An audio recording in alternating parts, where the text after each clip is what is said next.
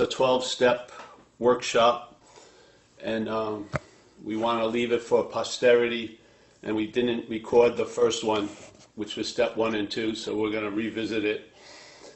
It would probably be very different than the first time anyway.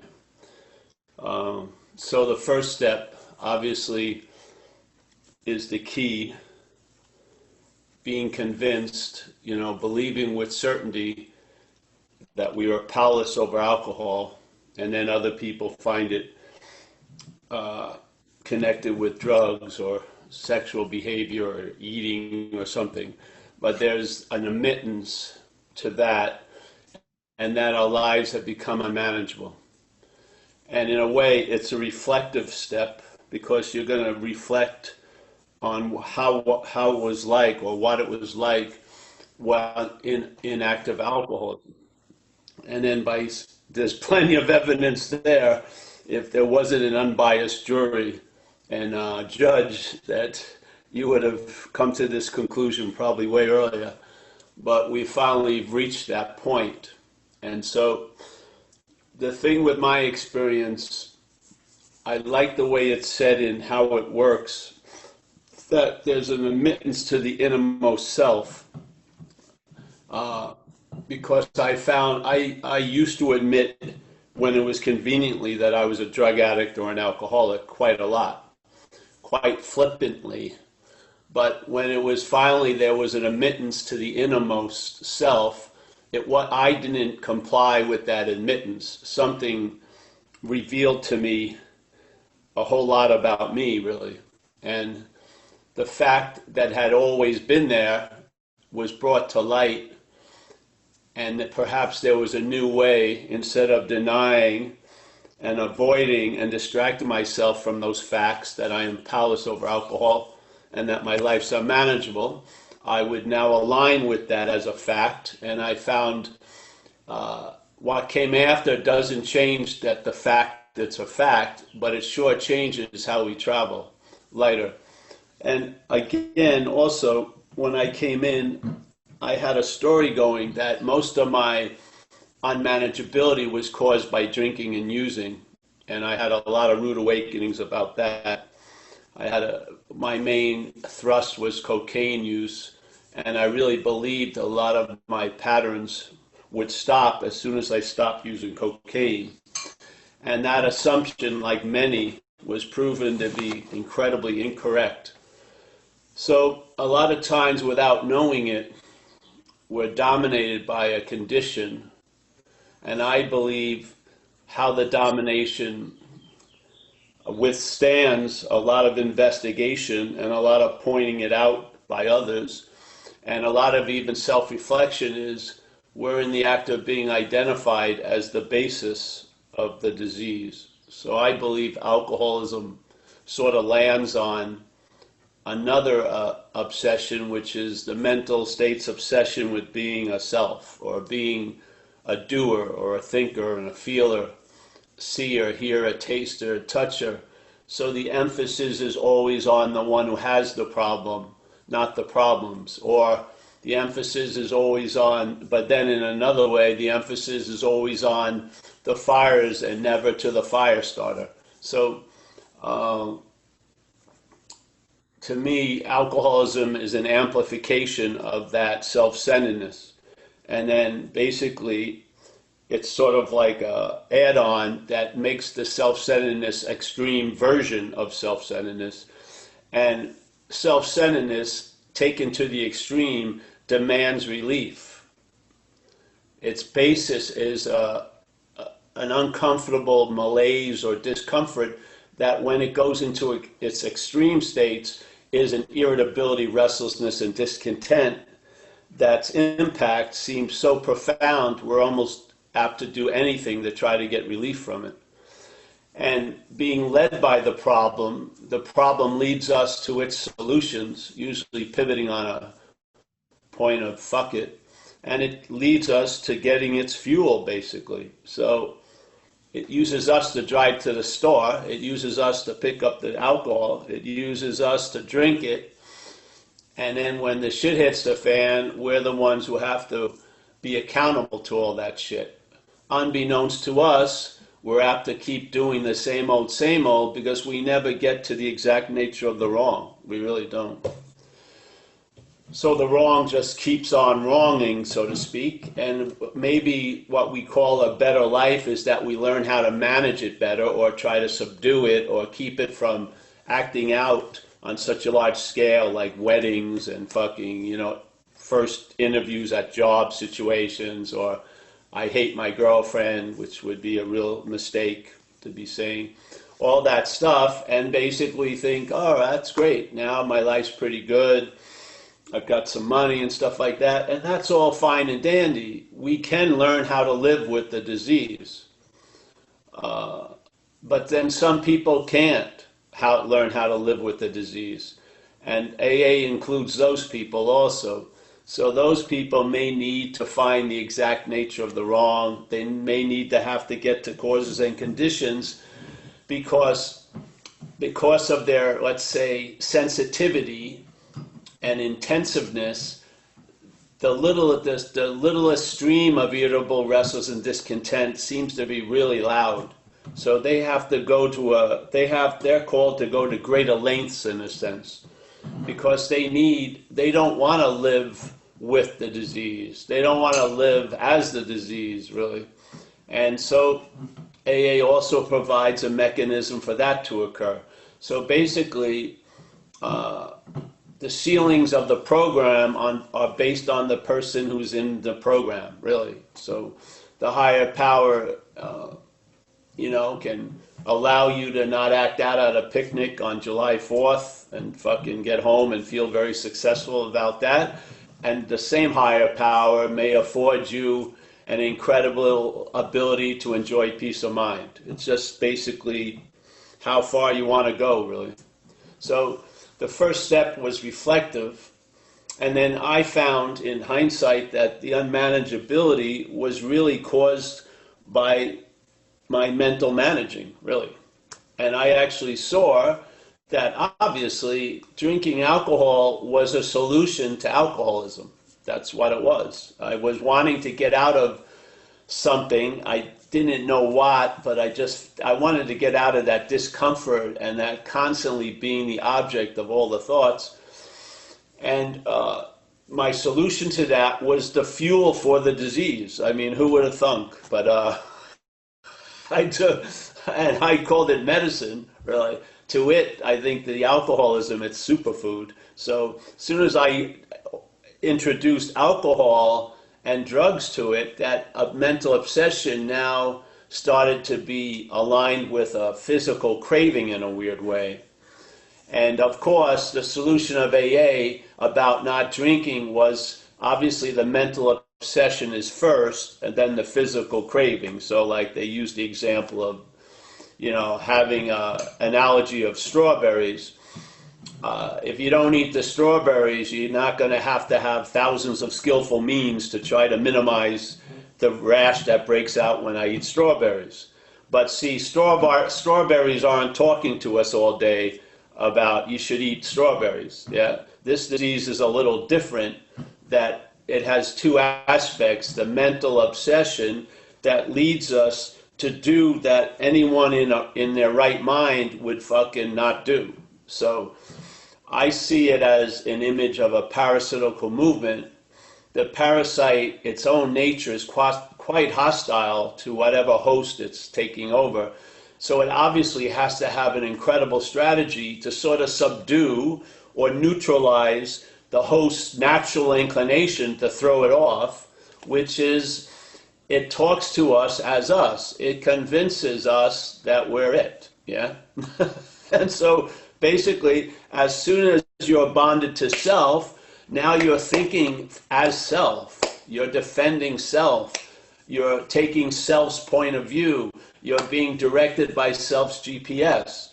And so basically, you're in a way being used for transportation, literally, and without knowing it. Because if you knew it, you would throw the fucker off. But if you're identified as something, you can't entertain being free from it.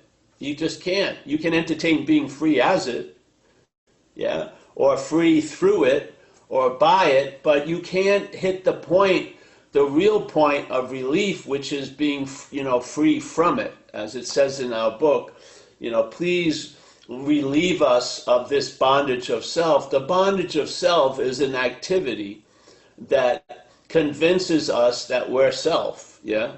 So the bondage is the whole thought system and the memories and the perceptions that only see things. And so we're constantly being held as a thing, yeah? And then the dilemma is we become identified as that thing, and then we sooner or later want to get out of the thing, but as the thing, which was captured perfectly in our community, self can't get out of self. So what's one to do?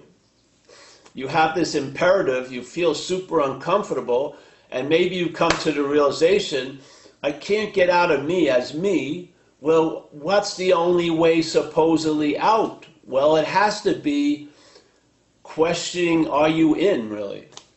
If you're not in, then the necessity to get out isn't a necessity anymore, and you might find you're quote-unquote out of self when you've looked at it as not being in self. That's how it happened with me, yeah? I had tried to get out of Paul as Paul for so freaking long. I used the vehicle of drugs, alcohol, reading fantasy, science fiction, spirituality, back to drugs and alcohol. I've attempted to escape from me as me many, many times. And the one that I really committed 100% to was drug addiction. I would match my devotion to drugs with any great devotee in the spiritual annals of the world. Yeah, I just loved cocaine. I would do anything for fucking cocaine. I would do anything with you for fucking cocaine. I gave up everything for it, and basically I took it as far as I could, to the point of shooting cocaine in my neck to initiate a departure from the body, with the hopes that at the last second I'd finally be free from self before I passed away as the body. And you know what? None of it was successful. I always woke up right back in the same fucking movie, accompanied by people in uniform, being taken somewhere I didn't want to be, to look forward to certain cases where I didn't appear in front of somebody in a big road, yeah? Or there would be a stop along the way into a hospital. So I basically was into hospitals, the court system, and uniform characters. So, yeah. So there was, in my case, there was an admittance to that innermost. So something finally realized, me getting run over twice in one night by the same car, didn't do it. Getting arrested quite a lot, didn't do it. I had no endpoint of the attitude of an alcoholic of my type, which is I'm willing to put up with any consequence tomorrow not to feel uncomfortable now. And no consequence was sufficient to change that equation. It wasn't. It just, as soon as I had a chance to get loaded in the hospital, I got loaded. As soon as I got a chance to get off crutches and do that, I did what I did. I did the same old, same old. Yet something finally put an end to it, March 21st, 1988. And you know what? That alcoholism has been quite subdued for 32 years, where the point is, even if its siren call doesn't seem enticing. I've never had a strong feeling or a thought about using again for 32 years. Now, in my case, that allowed me to start looking at the causes and conditions. Once the urge to drink and use and to escape was muted, I had to see what was reinforcing and energizing that desire to escape. What were the causes and conditions that I felt unbearable about? Where was I living from that was so inhospitable I would do almost anything to get out of there? And I had proven that. So I in my own case, it didn't get great right away. It got great by what was absent in my life. I wasn't going to jail, this and that, but I was still acting out around holidays. I was putting my foot in my mouth.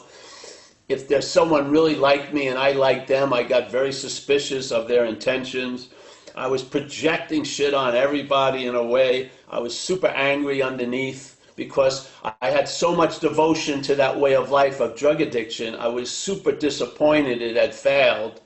And so that shit, I couldn't get a big enough cover to avoid it while I was sober. So I needed to have the program of recovery. I needed to recover from those prior conditions and circumstances and situations internally.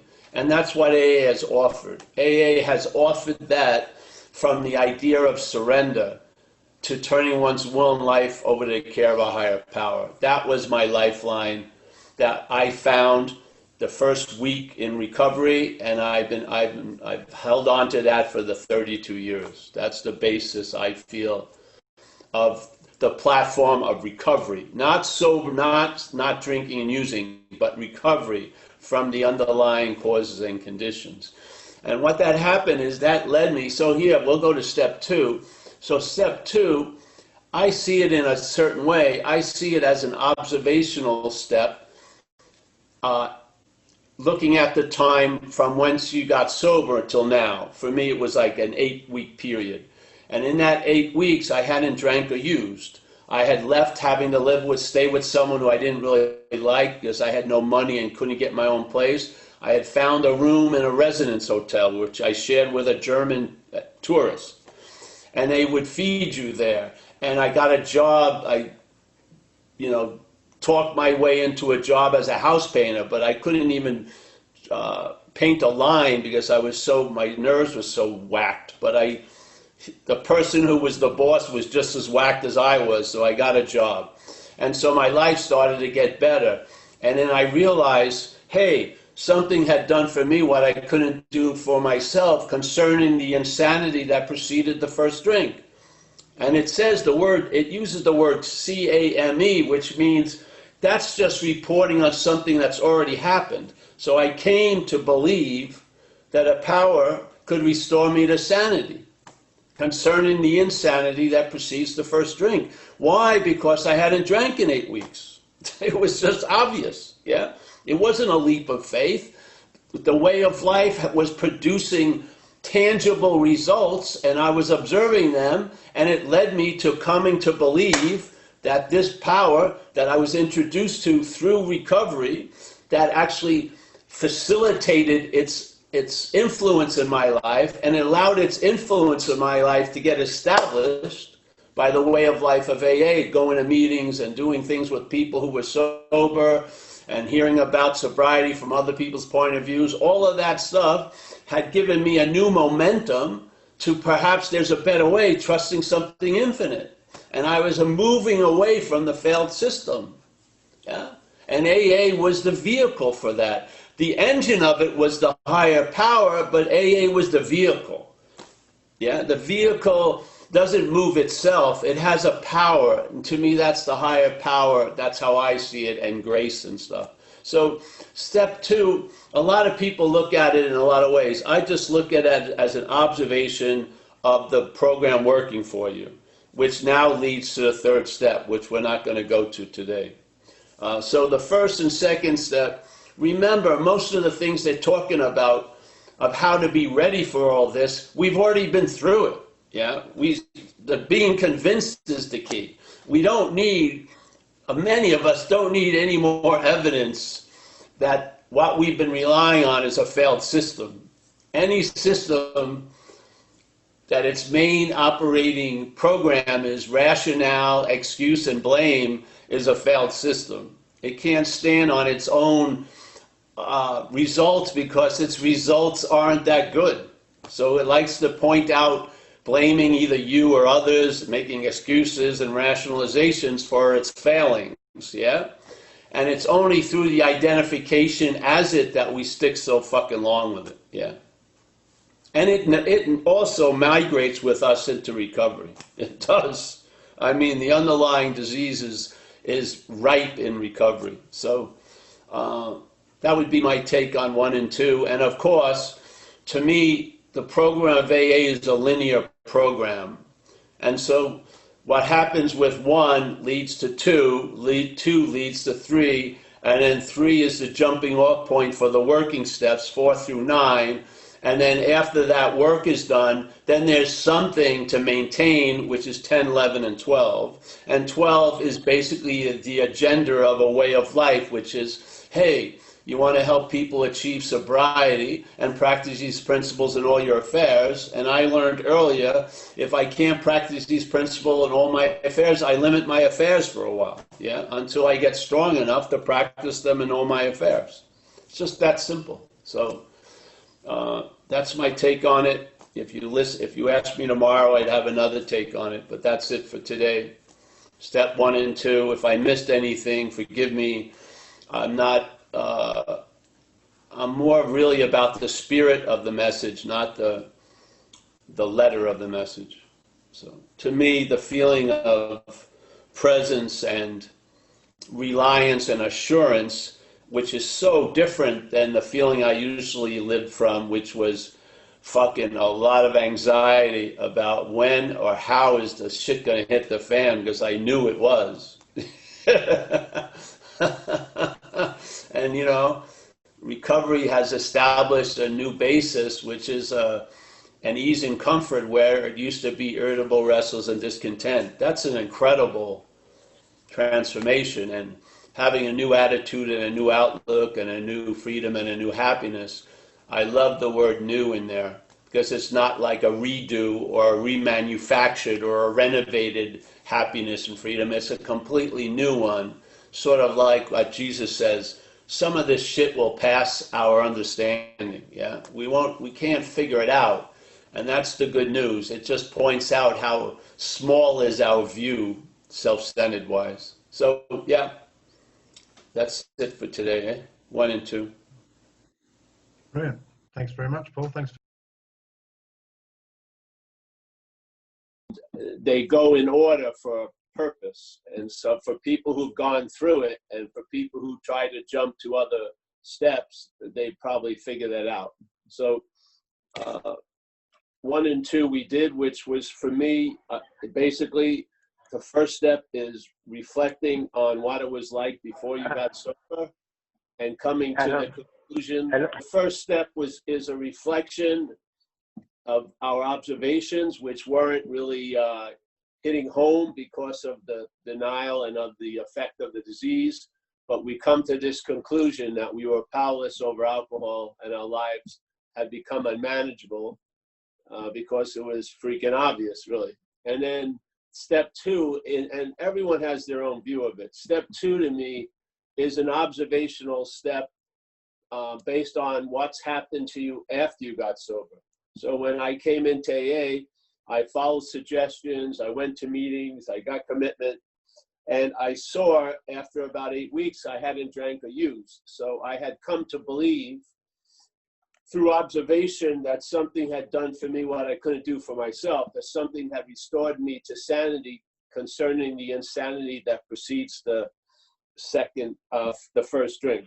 The second drink also. First, and so that's just the way I see it. And then step 3, so obviously the progression would be once you see the condition that you're powerless and the dilemma is lack of power, and we need to look for power outside of ourselves because ourselves has been taken over by a disease that seems to be more powerful at the time.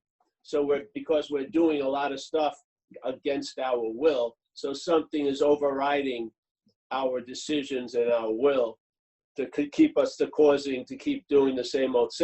So step 3 is is a pivot point. So we've had the effects of the first and second step, and therefore we hit the third step, and there's the proposition of turning one's will and life over to the care of a higher power. That higher power can be whatever you understand it to be.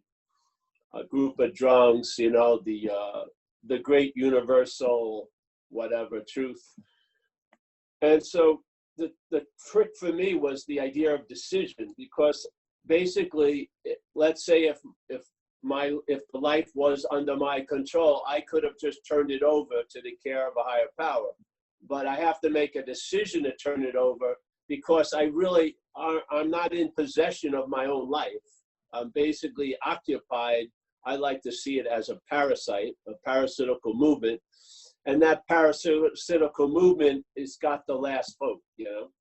So I make a decision to turn my will and my life over to the care of a higher power, and immediately the next response is action, which is the 4 through 9, so the 4th step. Because the 4 through 9, the action steps of the program, is what allows, with those activities, those processes, diminish the influence of the parasite in us, so that the higher power, that in my view is always available at all times, suddenly becomes available to us, because we're now available to it. And that higher power is what keeps us sober, in a sense.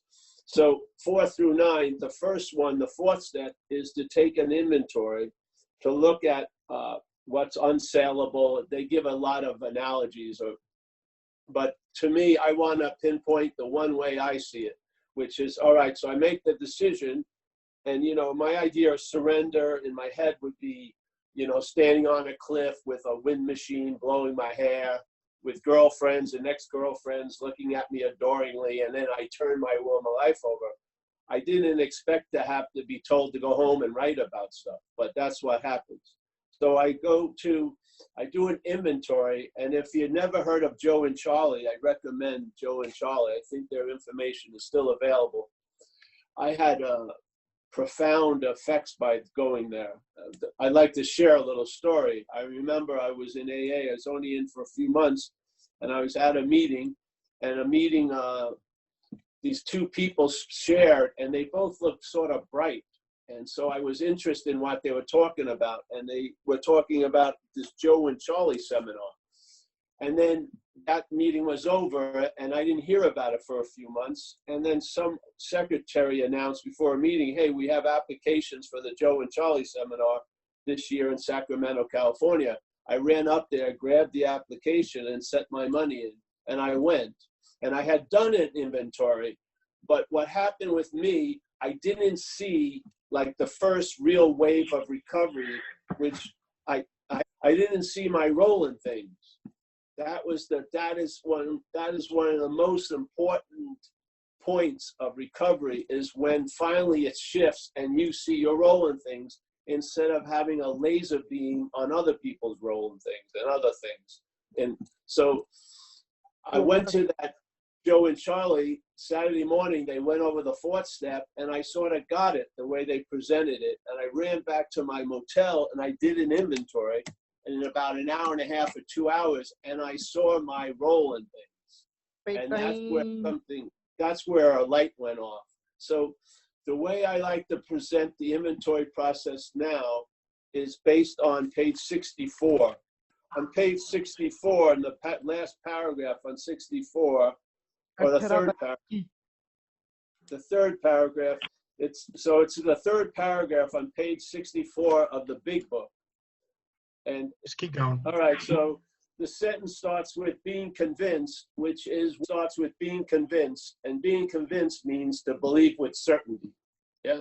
So when they present the case of alcoholism to us, one of the requirements is to believe with convinced, means to believe with certainty.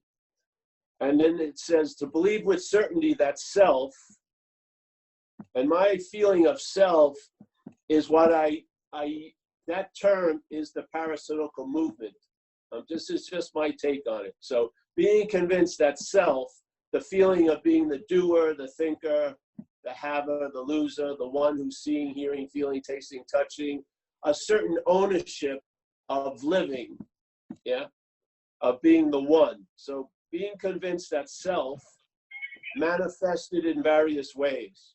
So was what had defeated us. So it was so beautiful for me, because I saw self as foreign, and then I saw us as distinctly different. So there was a separation, and I believe Bill W. may have known it or not, but he makes it very clear here, being convinced that self manifested in various ways is what has defeated us. So it says, if we're clear on that, it says we considered its common manifestations. And then the next paragraph is resentment. Yeah, the next paragraph is resentment. So if you look at it from this view, resentment is a manifestation of self in one's life. Yeah, resentment is a manifestation of self in one's life. And a lot of us, keep speaking of resentments as if they're ours. Yeah. So this idea of identification with the manifestations of self, to me, is the bondage of self. Again, I'm going to share it again, because to me, this is a very important point, or a pivot in the program of AA for me. Being convinced, that means believing with certainty by my own observation and reflection, yeah, that self manifested in various ways is what has defeated us. And we are going to consider its common manifestations. Resentment is the number one offender. And then we go into fear, and then we'll go into sex, basically looking at how we hurt people in the pursuit of what we want. But first, I want to just stay on this point. The manifestations of self, some of the common ones are resentment, fears, and harming other people in the pursuit of what we want. Those are common manifestations of self. But we're the us. We're distinctly different. And I believe, humbly, something has taken us over and is using us to manifest through. And when it does, we identify as it. I don't see how we're going to be free of it. I don't see how we're going to be free of resentments if we keep calling them ours. Yeah. So that's, to me, is the spirit of how I look at the 12th step, of the 4th step, is a review on the manifestations of how self defeated me in this life. Yep. All right. So then, obviously, if you follow Joe and Charlie's methodology, they have 4 columns for the inventories. And you're going to do resentment, fear, and looking at our sexual behavior. And we're going to, the first column is either people, places, or things. So an example of resentment would be, I have a girlfriend, Wendy, and Wendy leaves me. That's why I resent her. She leaves me. And then the third column, the way they view it, is based on the agenda, of the instinctual agenda that he starts to mention at the bottom of page 64, Bill W. He calls it self-esteem, personal relationships, pocketbooks. Well, Joe and Charlie breaks them down as instinctual agenda, and he has the social instinct, the emotional, material security instinct, and the sexual instinct. And basically, the parasite is running those drives. The parasite is running those drives. Like when I did a 4th step, the sexual inventory, it was incredible how I realized all my acting out sexually was really based on wanting to acquire self-esteem. I had no idea that these things were all mixed up, but it was all premised on what was running the show, which was the disease of alcoholism, or selfing to me. So we put the first column, Wendy, the second column, she left me, and then I look at those instincts and how Wendy's action affected them, and which is causing the resentment towards Wendy. So I look at my social instincts, and I had an idea I was like a ladies' man, and now Wendy leaving me for another guy sort of affects that reputation. It affects my relationships with Wendy. It probably affects my relationships with women. It affects my relationships with Wendy's family. So it has a big, and it affects my self-esteem and the idea of myself. So all right, I go there. Then I go to the material security. Wendy's rich and I'm not. So I'm I resent her for leaving, because now I got to start driving the Pinto again and forget about the BMW. So so that's affecting my material security. And she has a beautiful house. I'm kicked out of that house. My emotional security is sort of based on my material security. So when I'm living in the fear of financial and material insecurity, I'm not emotionally sound. Yeah. All right. And then I go to the third column, which is sex, and I look at sex from a point of view of now and the future, and I go, I'm gonna miss having sex with Wendy. I may never have sex with another person, and I'm definitely not gonna have sex with the maid anymore. So I have those. All those things are producing the oomph of the resentment, and then I take it. And supposedly around the second or third column, you stop and you look at the people you're writing about, and you look at them with a view of perhaps they're sick just as I am. And then I take it to the fourth column, and the fourth column just has a few questions for us to answer. And it says, where was I? And I like to say, where was I and am I being selfish? Where was I and am I being self-centered, self-seeking and frightened? Where was I and am I inconsiderate and dishonest? And I just answer those simple questions. Bye, Paresh. Yeah. Now I've done a 4-column inventory. I took the person who I'm resenting. I looked at why I thought I resented her. I looked at how it affected my drives, my instincts, and then I looked at my role in it. Yes, I can do one. I can do 800. I can do thousands of it. So as soon as you get the formula of the resentment inventory, it's the same formula with the fear inventory and the sexual inventory, except the sexual inventory has a 5th column where you ask yourself, what could I have done instead after you do the first 4 columns? So in this way, when I do the inventory, I start seeing the pattern of how self has defeated me. I see what self values and what it doesn't value. So I could see that I am even though I'm a drug addict and alcoholic, I have a huge sense of pride or obsession with self. It's sort of like when I came in AA, they said, hey, you got to be willing to save your ass instead of your face. But I thought at that time, my face was my ass. Yeah. I had an image, and I went quite far to try to protect that image at all costs. All of these, all the distribution of behavioral patterns is rooted in the self running the show. And whatever the self deems important, its manifestations appear in. So if it's really important for you to have a lot of money, then you're probably going to have resentments and a lot of anxiety concerning money. Yeah, and so all the information will show a pattern, and that pattern will show a pattern of how we have been defeated. Yeah, that's how I see it. So that's the first one, resentment. Now the fear one can be different because you write down what you're afraid of, and you may not have any reason for the fear in the second column because it's not coming from the outside. You think it is. You think the outside is provoking the fear, but it's the inside that provokes the fear. Yeah, that finds like ignition with an outside event. So the first thing is, all right, I'm afraid of whatever. I'm afraid of being destitute. Okay, why? Well, I think it's going to mean no one's going to love me. I'm bad. I'm never going to get what I want to because I have nowhere to go. I have nowhere to live. So destitution is provoking a lot of fear. So I look at that third column. I look at, all right, where's the fear being generated from? Is it because of my social instinct? Yeah. I don't want to be looked at as a bum. Yeah. I just don't. Is it material security? Yeah. I don't have food, clothing, and shelter.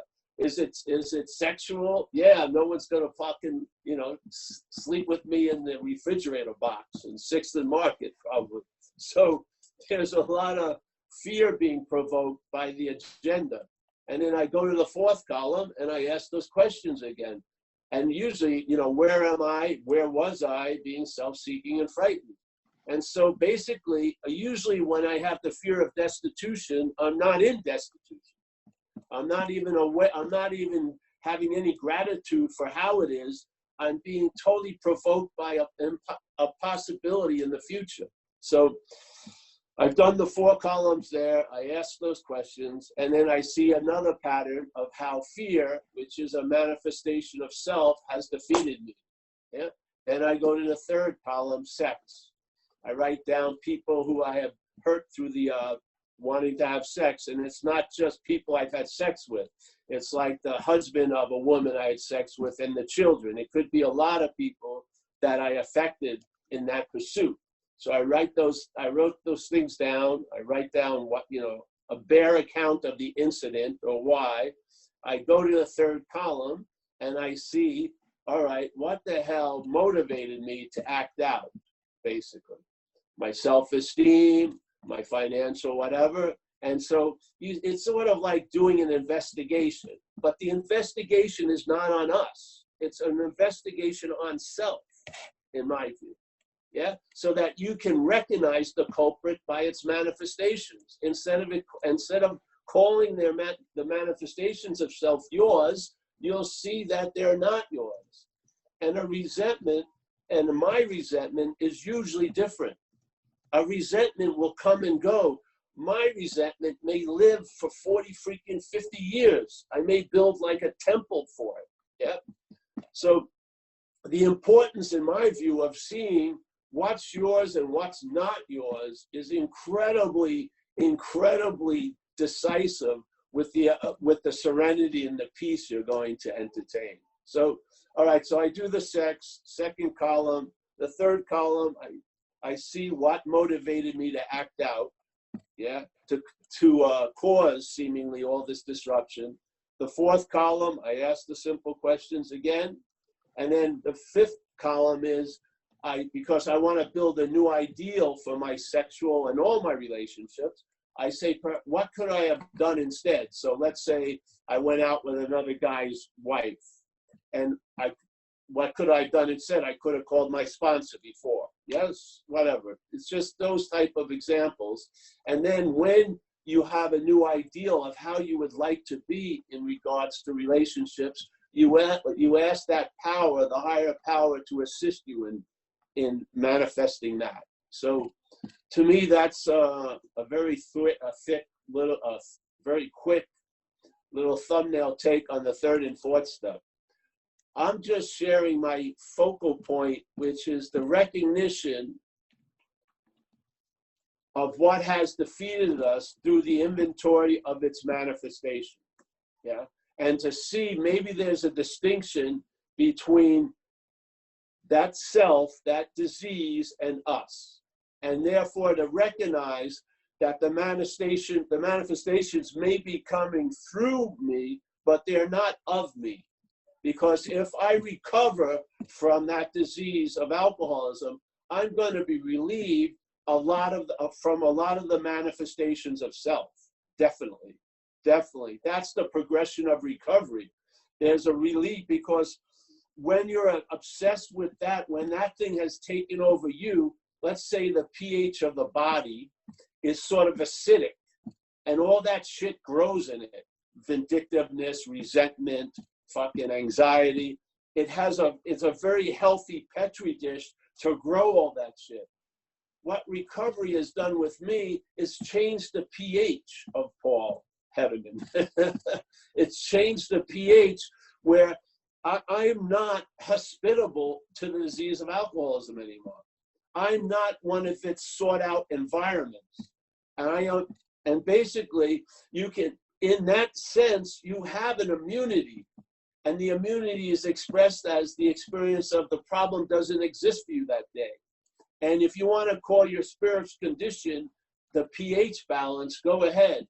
But I humbly believe we are a spiritual condition. Therefore, that pH balance is set. It's stabilized. As long as there's not that obsession and that getting sucked up into the mental state where self abides, the problem resides in the mind, I feel there's the progress of recovery will lead you to many, many, many, many days of the problem doesn't exist for us anymore. So there you go. Wow.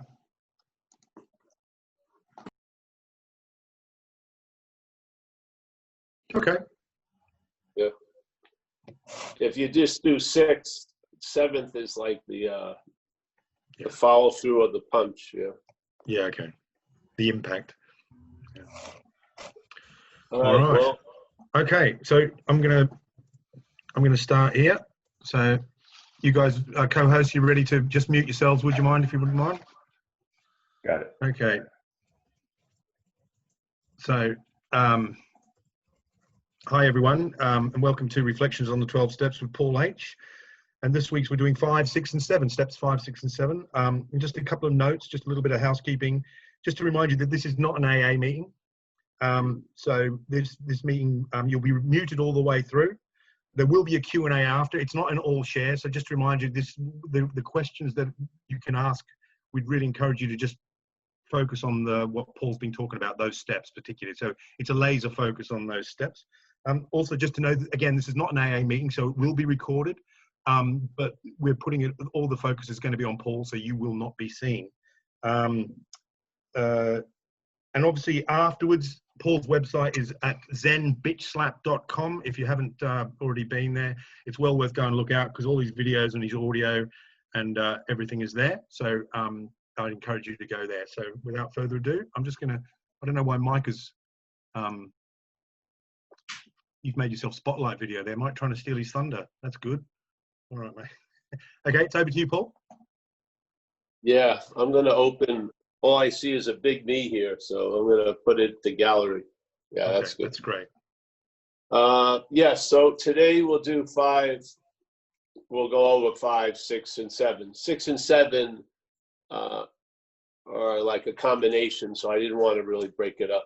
So step 5 obviously comes after step 4, and as we've spoken about, the way AA is presented is a linear process. So the step prior to it builds you to the next step, and so on and so forth. So obviously the 4th step is the material that we go over in the 5th step. And if there are certain things like harming done to other people where there was no resentment or fear, you would come up with that later also for step 8 and 9. So, all right, I'm just going to read a little bit about it. It's only a couple of pages. I'm not going to actually read much about it. So to me, the 5th step was probably one of the big impacts, because you know, all these little statements we have in AA are rooted in the dynamic of problem and solution. So a day at a time is really about trying to not be so dominated by time, especially the past and the future, because that's where the disease of alcoholism really thrives. It thrives in yesterday and tomorrow. And the thought system, where the problem resides, produces a lot of anxiety in the belief of the thoughts in the future. So I think most of us don't really experience fear. We usually experience anxiety that mimics the physiological effects of fear. And really it's quite debilitating, because how are you going to find a solution to an imaginary problem? I mean, if somebody on July 28th is really flipped out about August 15th, and yet there's no August 15th on July 28th, it's sort of, you know, it's just because if you apply a solution, then you've reinforced the reality of the problem. So it's sort of weird for me. So step 5 is that we're going to, let me read it from the book too. So step 5 is we admitted to God, to ourselves, and to another human being the exact nature of our wrongs.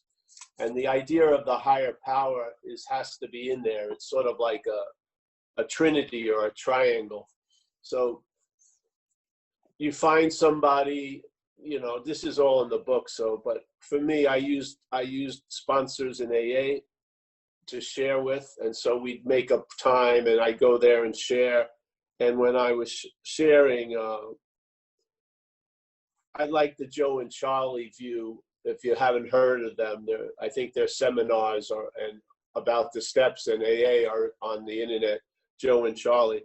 But I like their idea of a 4-column inventory, and basically the nuts and bolts. You don't have to go into an extravagant description of like what the day was like and where you were and stuff. It's just basically writing down resentments and fears and harms done to others, looking at our sexual behavior. And so the same thing with the 5th step. I'm there to share, and then I can expound on it while I'm sharing. And then there's the 2 roles. I'm going to share, and then there's the higher power, and then there's the great role of hearing a 5th step. So if you haven't had that privilege, hearing a 5th step from someone else is quite profound, I feel. And really, you're just holding the space for that person to sort of divulge or share things that they have taken to heart as being about them deeply and worthy of being hidden from sight and from their own sight, and definitely from other people's sight. And in the big book, Bill W. really emphasizes the need to share it with another person.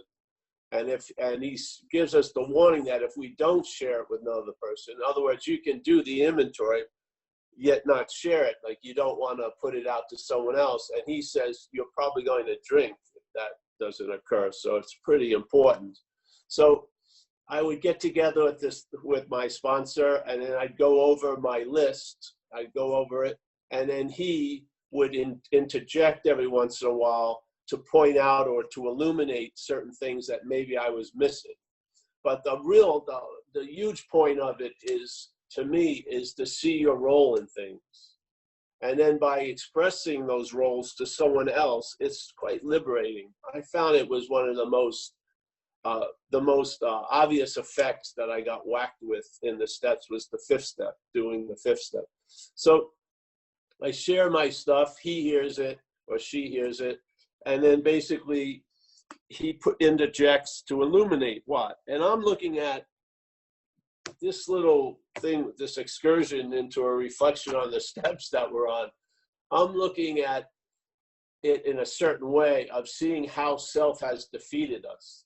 So Bill W. uses the language that our defects and stuff like that, I don't see them as our defects. I see them as the parasite's expressions. So I keep using that same theme, and I'm going to presenting these steps. So for me, it was certain stuff, certain patterns of how self had defeated me was illuminated through the 4th and 5th step. So when I shared it with some people, when I shared it with my sponsor, and he helped me see it even clearer, I could recognize, let's say, the effects of the parasite. I could recognize its patterns in my life. I could see that most of my sexual antics was really about acquiring self-esteem. I could see a lot of things, why I was doing things were for other reasons, sort of like, staying with someone I didn't like, obviously for, let's say, material security or whatever. Yeah. So it revealed a lot of the agenda of selfing to me, of the parasite. And then I'd share it with him, and then I'd go home after I share it with him, and I take an hour, and I review my experience of the first 4 steps to see if I'd done the best I could and if I didn't miss anything. And then I sit there and reflect on that, and that brings me to step 6 and 7. Now, I don't believe step 6 and 7, it's first introduced after step 5, but I feel step 6 and 7 is what you're really engaged with a lot of the time as you progress into recovery. Yeah. So I still do 6 and 7 now, because when I'm at a meeting or I'm in a situation during the day and there's a triggering of something and a feeling of contraction or defending, and then I watch it coming out of the oven, I ask this higher power that I state a fact that I'm entirely ready for this, what I'm noticing, to be removed, and I like the word reconfigured, and then I ask it to do that. Because this isn't a self-help program, it's a reliance on a higher power program. So now I'm seeing stuff that I used to look from. See, I used to know I was screwed way after the fact of being screwed. Yeah. I mean, it's sort of like I used to use the little picture of trying to run through the hallway of shitting fans. Yeah. So I never saw my role in turning on the shit and the fans. I would think, you know, I've got to run this gauntlet every day. And I was basically in alcoholism. I was on I didn't know what was going on, really. I would notice it after it had already had an effect on me, which what AA is allowing me to do is see the disease before it has an effect on me. I can see it starting to cook up a resentment or the anxiety or whatever. And in that seeing, at that moment, I really like to get it right when it's coming out of the oven. I ask that I am entirely ready to have this removed, and I ask that power to do it. And I find I do it quite a lot at meetings, because at meetings, let's say if you've been sober a long time and a lot of alcoholism is muted in your life, when you recognize it by other people's shares and it sort of hits somewhere, I immediately respond by 6 and 7. I say, I'm entirely, because it's not my alcoholism. I don't have a certain strain of alcoholism. It's alcoholism has us. I don't have alcoholism. So when I hear another person share about alcoholism and its effects and its stranglehold, let's say, on them, I recognize the same parasite, and I'm entirely ready when I recognize it to have it reconfigured. And I ask that power to do it. And I find that in the meetings, there's a lot of juice, because like tradition, I think, too, says, there's a loving God that's expressing itself throughout group conscience. I feel there's a lot of power there. So I do a lot of 6 and 7 at meetings to this day. So we now have the eyes. By doing 1, 2, 3, 4, and 5, we reclaim the ability to see what we're not. We can see the disease instead of looking from the disease. We can see it sort of like a pathogen or a foreign agent. And in that recognition, when we recognize it, we ask that power that we're now intimate with, hopefully, the higher power, to remove it. Yeah. And so what it does, you'll see that things change. And after a while, it's sort of like on Wednesday here, the garbage men come. So on Tuesday night, we put out the garbage. Now, I don't stay up all night looking out the window worrying, will the garbage man come? I have faith that the garbage man's going to come. He's going to take the garbage. Yes. I don't have to have a vigil all night. Will it take the garbage? Because every time later on Wednesday in the morning, it's all gone. So I have that same faith concerning this process, because if you use the process, it works. Yeah. That's the whole point. And so when something works for a sufficient enough time, the natural response would to grow in faith in it. You have faith in it now, which is really the basis of ease and comfort. Because if you have faith in a failed system, you're going to be anxious that shit's not going to work out, because it doesn't. Yeah, it's just logical. But if you have faith in something that actually works, it should bring about a certain ease and comfort. Yeah, I remember when my mother got very old, she was in a wheelchair and she wanted to be in her own place, her own little apartment, but she would pass out, and then she couldn't move the wheelchair to get to food and stuff. So we had to put her in a nursing home. And so she was living in a lot of anxiety about that event happening and not being able to feed herself and stuff like that. And we got her in there, and every day they gave her 3 meals. Yeah. And so she came to believe that this nursing home was going to take care of her. And she started to have a little peace of mind, because she wasn't living in that anxiety. Yeah. Because the results were different. She was getting taken care of. So it's sort of like we did a third step on her. We made a decision to put mom into the care of a nursing home, and the nursing home took care of her better than mom was taking care of herself. This is just the principle of AA, in a way. hopefully we don't have to go to a nursing home to get it, but you know, this is basically the spirit. So I did the 5th step, and of course then the 5th step enters the long-lasting working steps of 6 and 7, and then you'll move to 8 and 9.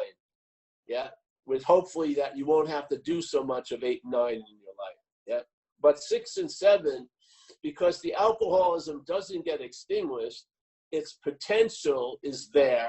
What happens is it's caught before it can manifest. Yeah, that's the beauty. Once it manifests, then there's going to be consequences, and then we get embroiled in it. And then the embroiling in it will lead us to where it wants to take us, which to me is alcoholism has an idea of surrender, and it's fuck it. It wants to take us to fuck it, because when we hit fuck it, we're apt to do anything. Yeah, and it could be, and I've seen people drink after 20 years. Yeah, I've seen people go out and and it wasn't like they're not on, they were incredible carriers of the message. Yeah.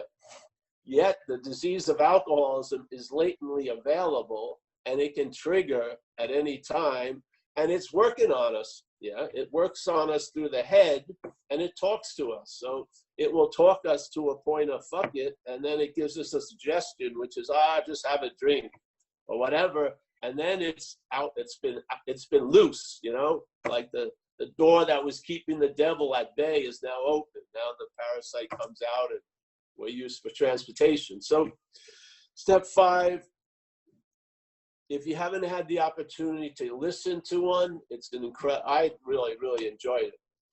And also then you can control like the magnus opus. So when it's starting to go like 8 hours, you can maybe trim it down to 2 or 3 hours. It doesn't have to be all right, let's rent a camping site for 3 days. We're going to go through this. You know, it can be just a pretty much looking at the saleable and unsaleable goods in the 4th step and going over it and seeing if you can highlight how self has defeated you, so that you can recognize it when it's getting ready to do that. And then when you recognize that, that's the living steps of 6 and 7. And then there you go. So, and this is just my take on it. I'm trying to frame this whole presentation of the steps with one view, which is seeing alcoholism as something foreign to you. Yeah, that's all I care about, because the big change in me in recovery was when I saw, and I used that sentence in page 64 to reflect on it, when I saw that being convinced that self manifested in various ways is what has defeated us, we're now going to look at self's manifestations in our life, or its manifestations. I saw self as other. I saw alcoholism as other than me. It was very clearly distinct, yeah. And that alcoholism had me. Alcoholism was not me. It had me, yeah. And I could see it from the solution. I had the relief from the program and the steps to see the foreign pathogens as foreign, and then from that point, the opportunity to be free was cleared up, because I had been trying to be free as self since I've been 6 years old. Yeah, I was trying to be free as the disease when the freedom is from the disease. And so I'm just using that same theme through all the presentations of how I see the steps in my own little peculiar way. So when I do 6 and 7, it's not like I'm looking at my defects of character. I'm looking at defects of character rooted in alcoholism. Yeah. And so at that point, when I'm asking them to be reconfigured, because I don't believe energy can be removed. I believe energy can be reconfigured. And so I ask that power to reconfigure, because let's say that energy is all knotted up. It doesn't go anywhere. It just goes to you being alone and right. It's a very small ball of energy, just like knotting itself. If that energy could be loosened up, that's the feeling of being alive, yeah? And I feel that's what AA has done with me. It's allowed a reclaiming of the life that had been taken over by alcoholism. It has allowed a higher power to reclaim the love that had been sort of like boarded over and fucking protected to the point of not able to express it whatsoever. So to me, this is just a huge reclamation project. And the point is, in a way, the garbage man isn't going to come into the house and get the garbage. Our role is to put out the garbage. Yeah? And so my role is to see alcoholism and then apply the steps to it. My role to see alcoholism isn't to have my own idea of how to deal with it. My idea is I see the alcoholism and I apply the steps to it. So to me, steps 6 and 7 have gone on for 30-something years, and they've gotten more and more evident the longer I'm sober. Yeah. When I saw them at first, it was just, oh, there were like 2 paragraphs. I thought I did some on the 5th step, and then I moved on. And all the while, alcoholism was appearing constantly, and I wasn't recognizing it. Yeah. And then when I started to see it more, and 6 and 7 became incredibly, it's the steps if you want to call it that, work the most, the step 6 and 7. So I hope that was, I hope it wasn't misleading. I hope it was helpful. I'm just sharing how I see it. And yeah, that's it. If you have any questions, I'm more than happy. We can share the stuff. Yeah, I'm just about to have that chat. So, okay. So hi, everyone. So just everyone, if you can keep yourselves muted, moderators, just welcome back to the next episode of Paul H's Reflections on the 12 Steps. Just a reminder, as Paul said there, this is not an AA meeting. So we are going to be recording this. I'm going to be putting it on spotlight on Paul, so your face will not be seen if you have any worries about that, or you can, because we've seen all your faces now, you can blank it out, but you know, I don't think it's going to be a massive deal. And just to remind everyone, if you haven't been here before, how this works is Paul will do a talk, he'll focus on the steps that we've been talking about, and then there'll be a Q&A, but it's not, and as much as I know that you want to, it's not a share thing, it's not a share back thing, because we do sort of run out of time because it's so engaging and so interesting, a lot of what he talks about, then everyone wants to pile in. So just try and remember to keep it on what we're talking about today, if that's okay. And just remember, if you want to share, raise your hand in the old participants box there. Without further ado, I'm just going to find it, Paul. Where's he gone? Oh, there he is. Right. Right here. Yeah, there you are. And it's over to you, mate.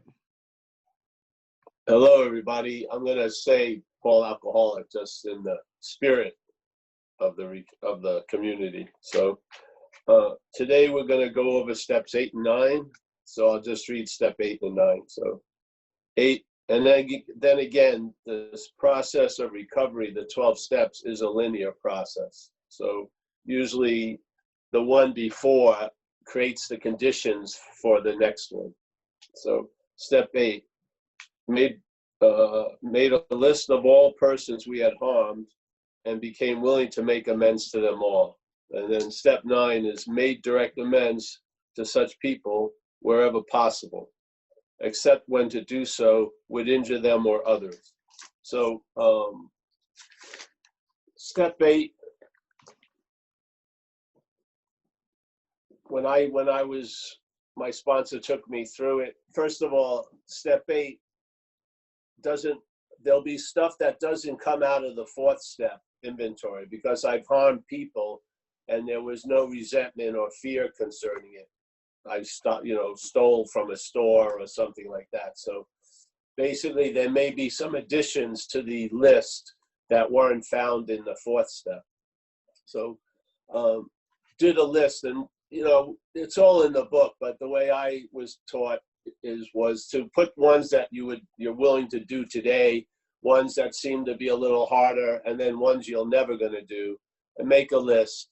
And what my experience of it was, as soon as I was willing to do the list and stuff, I started running into a lot of situations I had been conveniently avoiding for years. and I usually had a similar reaction for the first few times. So I'd be driving in San Francisco, and I'd see a guy walking down the street, and I remembered I'd owed him money from an old phone bill when we were roommates. And my first inclination was to take off, just make a left and keep driving. But then AA sort of came in and stopped that. And then I pulled over and I called him over and I gave him the money. So I made amends to him. I didn't have to go through a whole thing of, I'm hoping I won't do this to any other person. It was just pretty simple. Just gave him the money. And of course, when he left, I felt a lot lighter. And that's usually the reaction I would experience. And the lightness that would occur told me, in a way, how heavy it had been.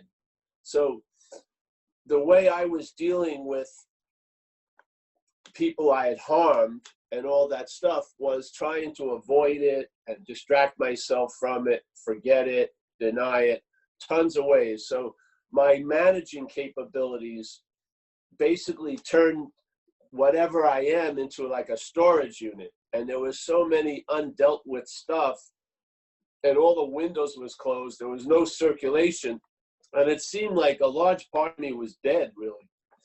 Basically, I didn't feel, just a large part of me was dead. And the selfing, the mental condition, basically kept a lot of that evidence from me. And so it went on managing and avoiding and distracting and forgetting. And I'll give you a couple examples. I remember I think I used this, but I'll use it again because it made a lot, it showed me a lot. So when I was out there running around, when I drank, I found out very quickly I had magnetic appeal to people in uniform. So I started to have a lot of consequences. And the alcoholic of my type was, I was willing to pay any consequence tomorrow not to feel uncomfortable now. And I would keep trying to put off the feeling of those consequences with the denial and the avoidance and stuff like that. So I would have a lot of shit, and my solution was just to make some new shit. Yeah. And then just keep on keeping on with a whole string of piles of shit until something would catch up with me, really. And the running shoes were drinking and using drugs. That's what I thought. I could keep ahead of it all. So I had been in jail a number of times, and I'd been in court a lot of times. And I put the two together. I felt like when I went to court, my chances of going to jail grew. Yeah? So I decided, I was in a lot of fear about this October 10th court date. And so my head gave me a solution to it and said, well, just don't go to court. And therefore you won't go to fear. You won't go to jail. And I said, all right, that sounds like a great idea. So I skipped the court date, thinking I was free and easy. And I was driving my girlfriend's car a couple of days later, and I got pulled over by the police for no apparent reason. They came up to me, and it was like a broken taillight or something. And then they went back in their car, and they stay a long time sometimes in the car, the police car. They have like a huge story they read about you or something. And then when they come back to the car and they say this statement, you're going to jail, which is, Mr. Hedderman, will you please step out of the car? And then I threw a little tantrum, like, why? I didn't do anything. He says, well, you missed the court date. And they put out a bench warrant. And when you have a bench warrant on you in America, if you get caught for any infraction, you go right to jail. You just right to jail. So now suddenly I'm in jail and I have 2 court dates. So my solving the fear of going to jail caused me to be in jail, and then with 2 more court dates. This was like this is what I was being led by all day, every day. So you can imagine the bottom I was living on. Yeah. So I've gone now through the steps, and I get to step 8, and I write this list, and I write people I harmed that I didn't have any fear or resentment around or any sexual stuff. And I sat with my sponsor, and then we set off on a course. But really, the course was already set because, like I said, I kept running into people. And so there I was doing my thing. And then there was another situation. When I was out there for a while, I lived in an area called North Beach in San Francisco. And there was a market there called Rossi's Market. And I used to go there every day with a very long, like, trench coat. And I would steal like two cans, 16-ounce cans of beer, and let's say like a flat steak or something, and put it in my back pants. And that would be my carbohydrates for the day. I'd go, and then I'd be on the search for drugs. And I did this basically every day for months, and never got caught. So I get sober, and I'm going to, there's a great meeting on Thursday night in North Beach. And in San Francisco, parking is a premium. Very difficult to find parking. So I would drive to that meeting, but I'd never go down the street where Rossi's Market was on. I just wouldn't go there. I just avoided Rossi's Market. Like it was the plague. And then one day it just got to me. I said, I'm just going to go there and make amends. So I went to Rossi's Market, asked the checker, where's the manager? They sent me upstairs, and I sat down with the guy and told him, hey, listen, I used to live around here. I stole a lot of stuff from you. I really don't know how much it's worth, so I'm going to give you $55. So the guy was surprised, and then I left, and then from that point on, I never thought about Rossi's Market, ever. Yeah. Rossi's Market had been taking up a lot of space in my little storage unit, that dead zone, and it got freed, yeah, by just showing up, making amends. Rossi's Market has never been thought about again.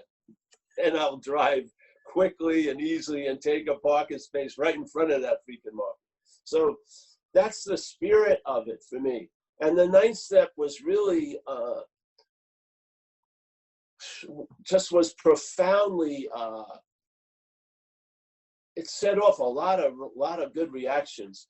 And again, you know the problem from the solution. So AA talks about a day at a time, because how much time is involved in the disease of alcoholism. So when I started to show up and deal with the past in a much more sober and sound manner, I got freed, just exactly like it says. You're not going to shut the door on it, nor you're going to do something else about it. You're going to be like put in a position of neutrality concerning the past because you cleaned it up. And so, and then, so basically, there was a couple other things I want to share about it. I had a lot of one-night stands, let's say, with women. When I did the fourth and fifth step, I didn't search out every woman I ever had a one-night stand with. I basically was willing if I ran into them, but I didn't feel I was that important to actually take a trip to Europe to find Melissa in southern France. I mean, so what I did is I wrote a letter, basically, you know, like almost a group letter saying da-da-da-da-da-da-da. I put it in my drawer. So I was willing to go to any lengths, but I didn't feel like I was called on to go to any lengths. Yes. So I made the amends. So step 8, I used it. And then the things I was never going to do, we shared about it, I think, last week. When I did the fourth step, fifth step, it's not really an amend, but it was. I had 2 outstanding warrants for my arrest from a county called Alameda, nearby where I live in Northern California. Now, I had been in the jail over there called Santa Rita. I never wanted to go back to that jail. That jail scared the hell out of me. So I didn't want to. So when I did the fourth step with my sponsor, I said, I'm not freaking dealing with these warrants. Forget it. You know, I'm not going to do it. And he said, all right, just let it sit, and then let's continue on. And so weird how life conspires, because, all right, I'm never going to freaking do it. So after about a year, I'm still in AA, doing the deal, and I meet this woman, and this woman she wants to go out with me. Unbeknownst to me, she's an assistant attorney general in San Francisco. So she checks out my history, and she sees I have 2 outstanding warrants, And so she brings it up to me and she says, hey, Paul, you have 2 outstanding warrants in Alameda. Would you like any help? And maybe we can clear them up. Yeah. And so nothing had changed. The warrants had still been there, but my willingness had changed. By being in the program, something that I was completely unwilling to do or to deal with, I was now willing to deal with it. And just about a year later, yeah, this is the progress of recovery. Recovery isn't a stagnant, I'm not drinking or using. That's not drinking or using. Recovery is a progressive event. Yeah, you progress in the recovery. So, and usually in the beginning, there's a lack of willingness. There's a willingness, but there's a lot of lack of willingness. And those areas where the lack of willingness was planted that gets changed over time. So you get brought to a position where you're willing to do something you were never willing to do. You don't arrive there yourself. I believe the program brings you there, to tell you the truth. So step 9 probably had one of the biggest effects on me because I was totally occupied by all that shit I hadn't dealt with, seriously. I mean, if you looked at it as lung capacity, I was maybe taking in about 10% oxygen. 90% was just the dead zone, yeah? And I was, basically, I was living, the square, the game board squares, maybe there's 64. I was living in about 5, yeah? I was very, very, and that's just not living, yeah, to me. So it's very difficult to progress in recovery by holding on to your old habits and patterns because they're not yours anyway. They're the impressions of alcoholism, and they're always presented as yours, so they get to sort of live longer than if you saw them as something hostile and foreign. If you saw alcoholism as hostile and foreign to you, you would have a huge willingness to grow out of it. But it sort of mutes that possibility by our being identified with what it's presenting as us. Yeah, it keeps us, that desire to be free has been totally neutered by alcoholism. Yeah, because we can't see ourselves as anything other than what alcoholism presents us to be. It's insane. So step 8 and 9 was, I want to go over the promises in step 9 that a lot of people know. So I'm just going to read them. So this is, if we are painstaking about this phase of our development, clearing up the past basically and making amends. And an amend isn't really saying you're sorry. That may come up. An amend is a declaration of you being changed. Like, I'm not going to do what I did to you, if at all possible, to any other person. Yeah. And when I do 9 steps amends, when I did, I always would mention the program of recovery because that's suggested. So when I went and paid that person back, that store back, I told them, you're seeing this money because I'm in a program of recovery. And then there's one more. I don't know if I've shared this at these meetings because I do a lot of meetings, but there was another one that snuck up on me. I was hanging out with another guy in AA, and we rode motorcycles. This is my first year, and he had a girlfriend, and I had hoping to be a girlfriend, and we went on a ride. We came back to his apartment. We were going upstairs to his apartment, and a woman, an Asian woman with blue jeans on, coming down the stairs, said hello to him. She saw us. She had paint all over her pants. And, we go to his place. He forgets something in the bike, goes downstairs, comes back, and he says, hey, my neighbor wants to talk to you. And I'm a house painter. I'm thinking she wants some suggestions for painting. And so she walks into the living room where we're sitting, and she goes, hi, Paul, don't you remember me? And I go, no. And she says, you owe me $500. So she had moved into an apartment that I was sort of the one that was there first. And so the deposit that was supposed to go to the landlord went to me. And I spent the $500. Now she had gained weight and I didn't recognize her. So there she was. It's like my spiritual pants fell down. She pulled my pants down. trying to impress this girl and this and that. And there I am. I owe you $500. Now, you would think I would have felt a lot of guilt or shame, but I didn't, because I had really gotten the first step. I had really gotten it. I knew that I would have done almost anything to anybody unless you could stop me physically. Yeah. It had nothing to do with her. It really had nothing to do with me, other than I was the vehicle for the disease. I don't feel I'm responsible. I'm accountable. And I screwed her over like I did many other people. So when we were looking right at her, I didn't crumple in or contract. I was just there, caught with my pants down, and I paid her that money. And every time I sent her a check, I told her, I said, the only reason why you're seeing this is I'm in AA, basically. So this was some of the, and one of the most incredible amends were living amends. And my mother had seen the condition I was in since I was 13 years old. My mother had a rough ride. Her two oldest kids killed themselves. The third one had, she had her own dilemma, and there I was, the youngest one. And the youngest one was an active drug addict and alcoholic since I was 13 years old. And I brought a lot of trouble to my mom because I was arrested a lot in my hometown and a lot of stuff. And so my mother had gone through hell, and all she ever really wanted was for me to be okay. And at that point, she knew it had to do with, I can't be doing drugs and alcohol. Yeah, Paul's a very disturbed character. And so we lived like that.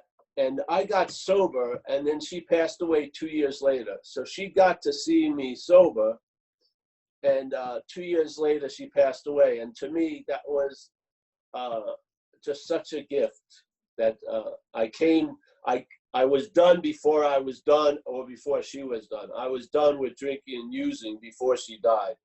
That was a powerful thing. And the weirdest thing was, when she died, I was in California. I came back to New York, and I remembered this couple that really showed up when my father died when I was young, when I was 9. This couple came over, took me out to demolition derbies, the father, the guy, and he had a big impression on me. So I was telling my sister, did you get in touch with these people? And she had forgotten, to have them come to the wake. But they had read about my mother's passing in the paper. So I was at the wake, and these two people come in. I don't know who they are. And they come up to me and they say, hey, Paul, and they know me, and it's them. And they started talking, and they said, you're looking pretty good. And they had gotten my newsletter. They knew I was a drug addict, alcoholic, And I said, you're looking pretty good. I go, yeah, I'm in a program recovery for 2 years. And then the guy says, well, I got 15 years. And the wife says, I got 12 years. So AA, even before all of us got sober, had affected me when I was 9 years old. So yeah, it was very powerful. So that's my take on 8 and 9. I think if you just read the book slowly, maybe with somebody else who has a little more experience with it, so that it's a very simple book, but sometimes we're incredibly clouded because we have alcoholism, and it really doesn't want to get what's being said through the book. Usually it doesn't. So if you read it with someone else, it can be helpful, because it's pretty simple, and it's a simple directions how to do step 8 and 9. But here is sort of the effects that we all share. If you did this in 1935, it's the similar effects in 2020, because alcoholism hasn't changed. All the people's uniqueness doesn't matter under the spell of alcoholism. The alcoholism is the dominant trait of that person. Whoever that person is, the alcoholism is the dominant trait. Your uniqueness isn't shining through. You're just one Ford in a fleet of Fords, being driven by the same driver, the parasite of alcoholism. Yeah. And it's funny how a lot of us this sense of uniqueness is so terminal and stuff. But if you look at our society and you look at thousands of us, all different ethnicities, intellect, whatever, schooling, yet how many of us park at the same 3 parking spaces of institutions, jails, and death? Yeah. You got to see there's one driver driving all the alcoholics. Yeah. Yes. And it doesn't have infinite amount of traits. The traits were recognized by the people who wrote the book, and they passed those recognitions on to us so that we can recognize the foreign pathogen of alcoholism and be free from the bondage of self, to be free from the bondage of self. Yeah. Because the alcoholism is just a loud expression of self-centeredness, really. Yeah. So, all right. So on page 83, the bottom of 83, it says, if we are painstaking about this phase of our development, we will be amazed before we are halfway through. We are going to know a new freedom. And I love the word new. Yeah. I just think that's incredible. It's not saying we're going to know a freedom. No, a new freedom, because we've known a lot of freedoms, like the freedom that I get from shooting coke 5 minutes before I hear the police sirens. that freedom doesn't have much shelf life. Yeah. So we are going to know a new freedom and a new happiness. We will not regret the past, nor wish to shut the door on it. We will comprehend the word serenity, and we will know peace. No matter how far down the scale we have gone, we will see how our experience can benefit others. That feeling of uselessness and self-pity will disappear. We will lose interest in selfish things and gain interest in our fellows. Self-seeking will slip away. Our whole attitude and outlook upon life will change. So that's really a huge change in the programming. Fear of people and of economic insecurity will leave us. We will intuitively know how to handle situations which used to baffle us. We will suddenly realize that God is doing for us what we could not do for ourselves. Yeah. Now, to me, this is just a description of the effects of being in recovery and getting to this point. You can feel some of them before, you'll feel some maybe after, but they're using this as a big signpost around step 9. And they're just describing what happens to us under the growth and the direction of AA. Yeah. When I read this, it's quite intimate because I've had a deep sense of all these things, and it's amazing how clear they described it. Yeah. Because they really weren't pointing it out to 8 million or 1 million different people. They were pointing it out to 1 million different people with one fatal, seemingly hopeless state of mind and body. Yeah. And so when the parasite lifts off of you, these are the reactions, yeah, that we all seem to have. There may be little flavor changes, but it's basically that. So I'm just going to read it again because each time I read it, it has an effect. So yeah, it's cool. So we are going to know a new freedom and a new happiness. We will not regret the past, nor wish to shut the door on it. We will comprehend the word serenity, and we will know peace. No matter how far down the scale we have gone, we will see how our experience can benefit others. That feeling of uselessness and self-pity will disappear. We will lose interest in selfish things and gain interest in our fellows. Self-seeking will slip away.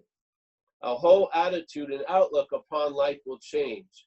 Fear of people and economic insecurity will leave us. We will intuitively know how to handle situations which used to baffle us. We will suddenly realize that God is doing for us what we could not do for ourselves. Now, in time, this stuff can keep growing. Yeah.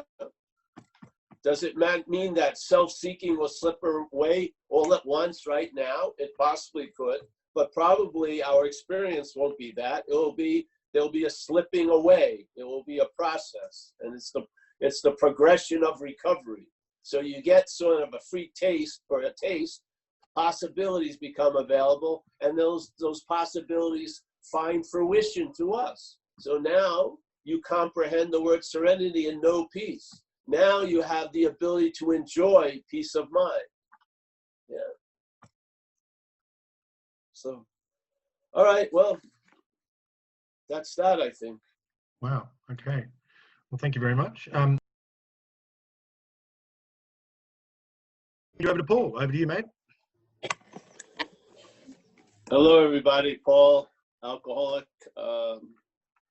Today we're going to do steps 10 and 11. So I'll just state it here. So step 10 is continue to take personal inventory, and when we were wrong, promptly admitted it.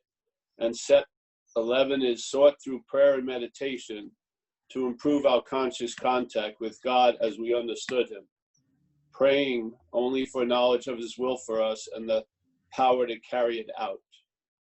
So I'm going to read a little bit from page 84. That's where the 10th step begins. And he goes, all right, this, of course, it follows the 9th step. So, and we just read the 9th step promises, which are descriptions of effects that are going to happen to us under the influence of the steps in the higher power. And so he goes, it's the second paragraph in page 84.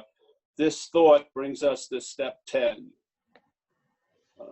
which suggests we continue to take personal inventory and continue to set right any new mistakes as we go along.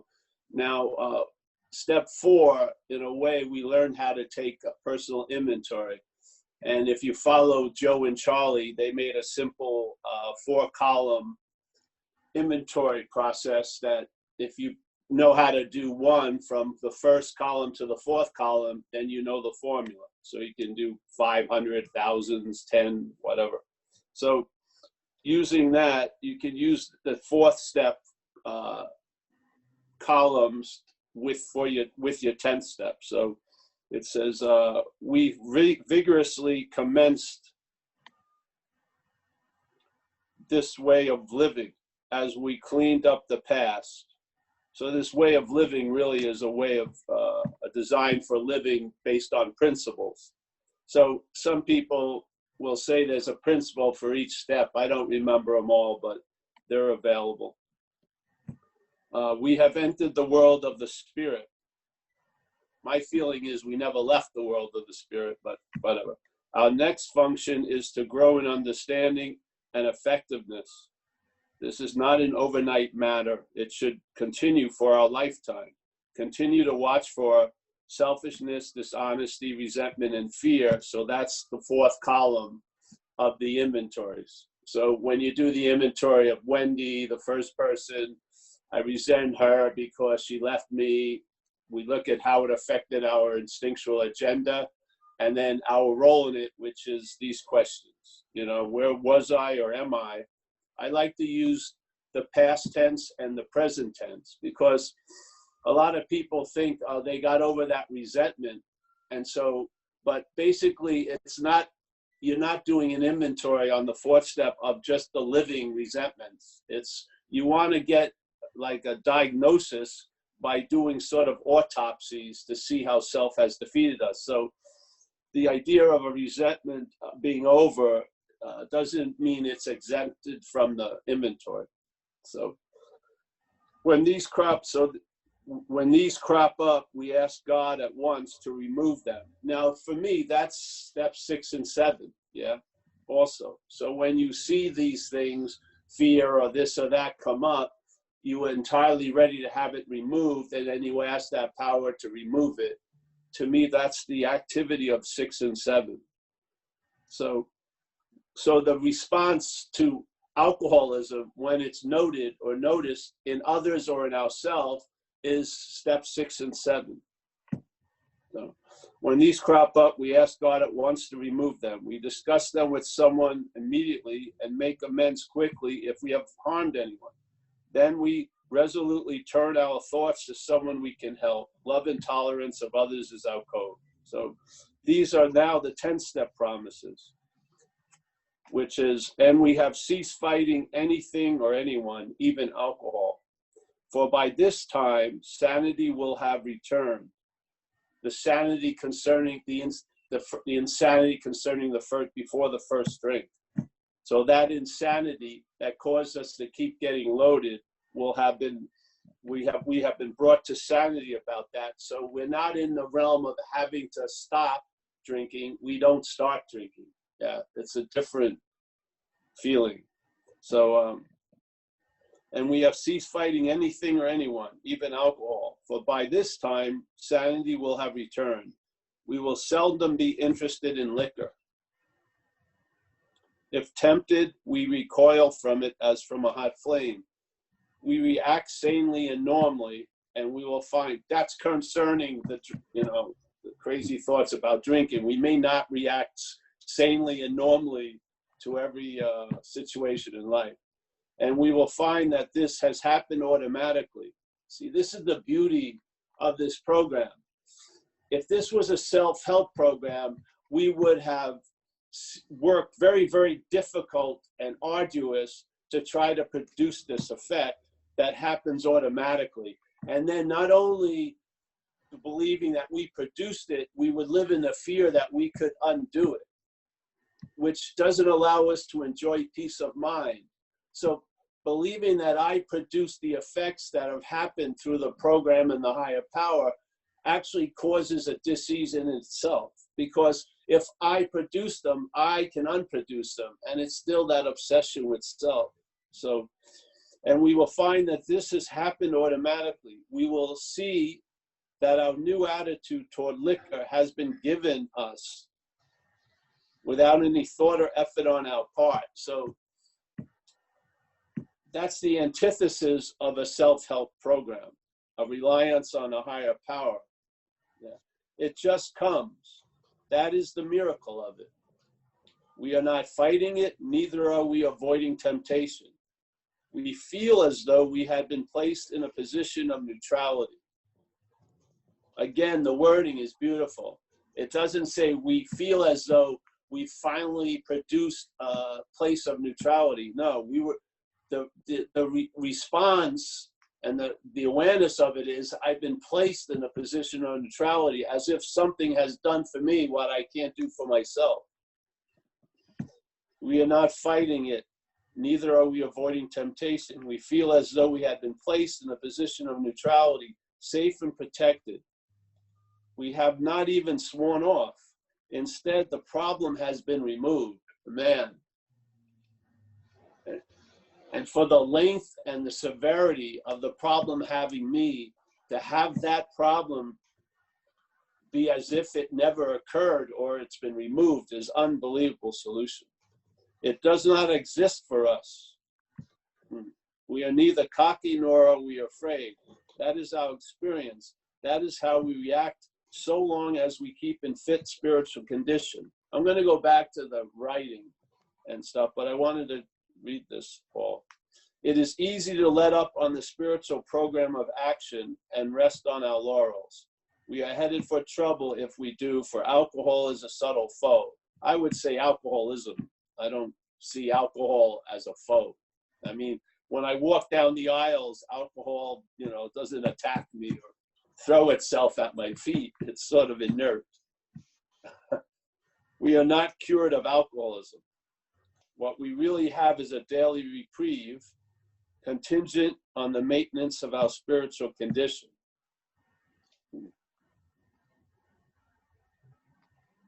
So, this is just, I'm just sharing how I see it. This isn't, I'm not seeing it from the book in a lot of ways. I'm seeing it from the effects that the higher power and the program and the book has had on us, or has had on me. So it's a battle. If I keep taking myself to be a mental idea or an image pictured as a physical,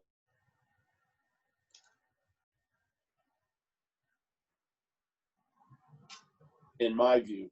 But what would happen if life and the program and the higher power show you that you first and foremost are a spiritual condition? Like a lot of people in recovery would say, we're a spirit having human experiences. We're not a human trying to have spiritual experiences, or something like that. So I like that one.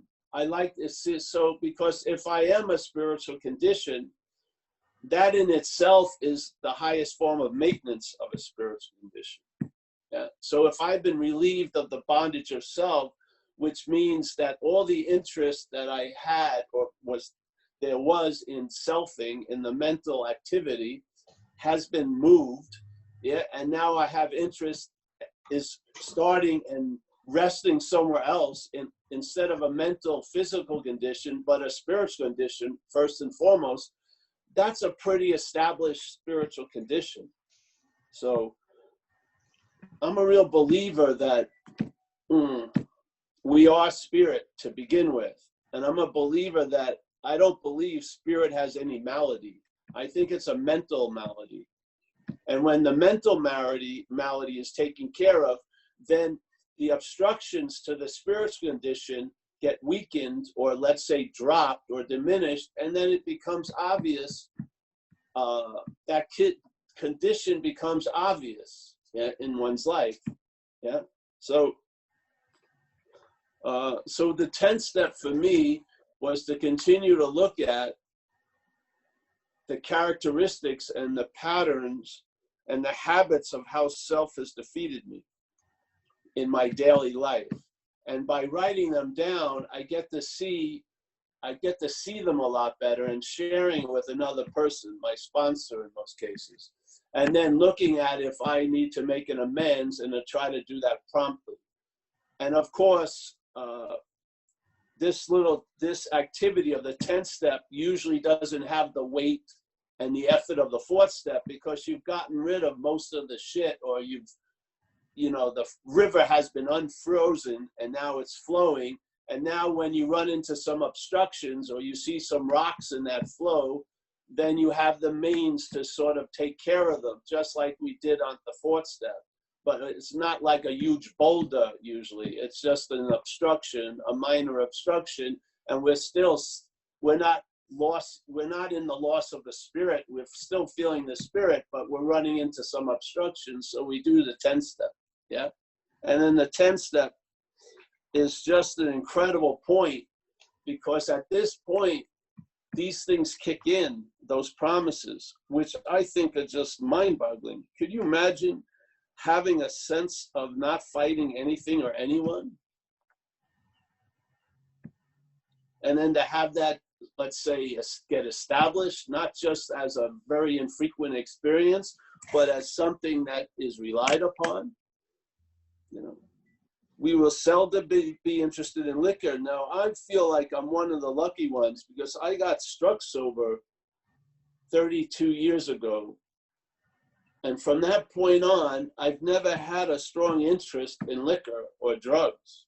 I've never had a strong thought or a feeling about doing alcohol or drugs.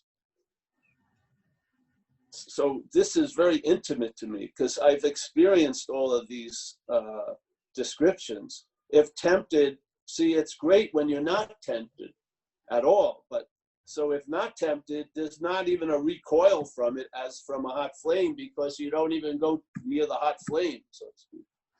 We react sanely and normally. Now, if I think that's the case in all of my affairs, I find myself to be quite mistaken. But at least this one that had a huge effect on my life has been, the problem in a sense has been solved, yeah, in a way. And the feeling of that is it just doesn't exist for me today, which is an incredible solution. For a solution to be that powerful, it causes the problem that hung over me for so long not to appear to exist is a damn freaking good solution. So, and then we will find that this happened automatically. And this goes into the whole thing of the suddenly realizing that something is doing for us that we can't do for ourselves becomes like a very, very, a frequently occurring conclusion, yeah, by just observing your own life. So we will find that our new attitude, and of course it's so beautiful because our whole system has been revamped. Instead of being in a self-centered system, we're more in a centered system, yeah. We will see that our new attitude toward liquor has been given us without any thought or effort on our part, yeah. Now there's maybe a lot of thought and effort through the steps, but we're not targeting these effects. We arrive at these effects, yeah. Yeah. If I set out, you know, to totally change my attitude on liquor, I would just have another version of another attitude around liquor. But this program changes us so sufficiently, and it doesn't go from A, B, C, D. It's like A goes to J. Sort of like when, I remember when people and I came in, I'd be bitching about my contemporary condition, and then a person would very patiently hear me bitch for 30 minutes, and then his first directive was, go to a meeting. Now that made absolutely no sense to me. I've got to find a place to stay. I've got to do this. I got to do that. They heard that, but they went, you know, they just took me to a whole nother direction, which is go to a meeting. And I couldn't see how going to a meeting would affect those conditions. Exactly. That's the attitude that gets changed. We have a new attitude, yeah? And we now see that what works in my life isn't me working it all day, it's me being worked by this higher power. And it's just a change in attitude and outlook, a new freedom and a new happiness. All of those statements are implying this effect of perhaps there's a better way, trusting something infinite rather than finite self. So obviously, while the problem dominates us, we have a huge amount of faith in finite self. We're believing the thoughts, and we're believing that GPS all day that's leading us and directing us, but it's driven by alcoholism, yeah? And it may fulfill its agenda, but its agenda isn't our agenda. We have a different agenda that's been muted, and we've been taken over. So this program breaks that bondage, breaks that slavery, and now allows us to be directed by a higher power. So now we're living based on being directed by something infinite rather than finite self. So it just comes. That is the miracle of it. We are not fighting it, neither are we avoiding temptation. We feel as though we had been placed in a position of neutrality, safe and protected. We have not even sworn off. Instead, the problem has been removed. It doesn't say the problem will be removed, or the problem has been removed, but it's coming back. It says the problem has been removed. It does not exist for us.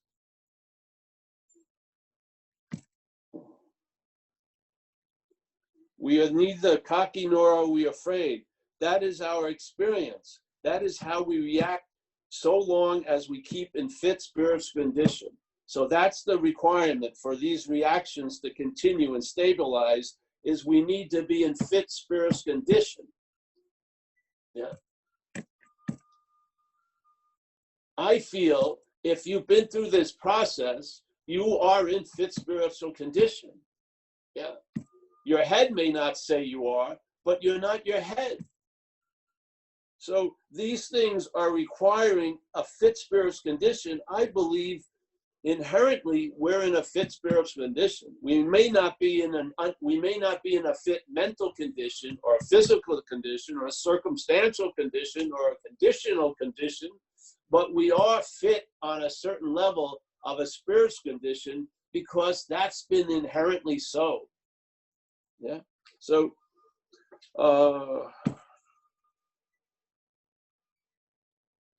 yeah, so that's it for the 10th step. And now I'll just go to the 11th step. So the 11th step basically says, sort through prayer and meditation to improve our conscious contact with God as we understood him. Praying only for knowledge of his will for us and the power to carry that out. Now, the first sentence, sort through prayer and meditation to improve our conscious contact with God. To me, the point is to improve our conscious contact with God.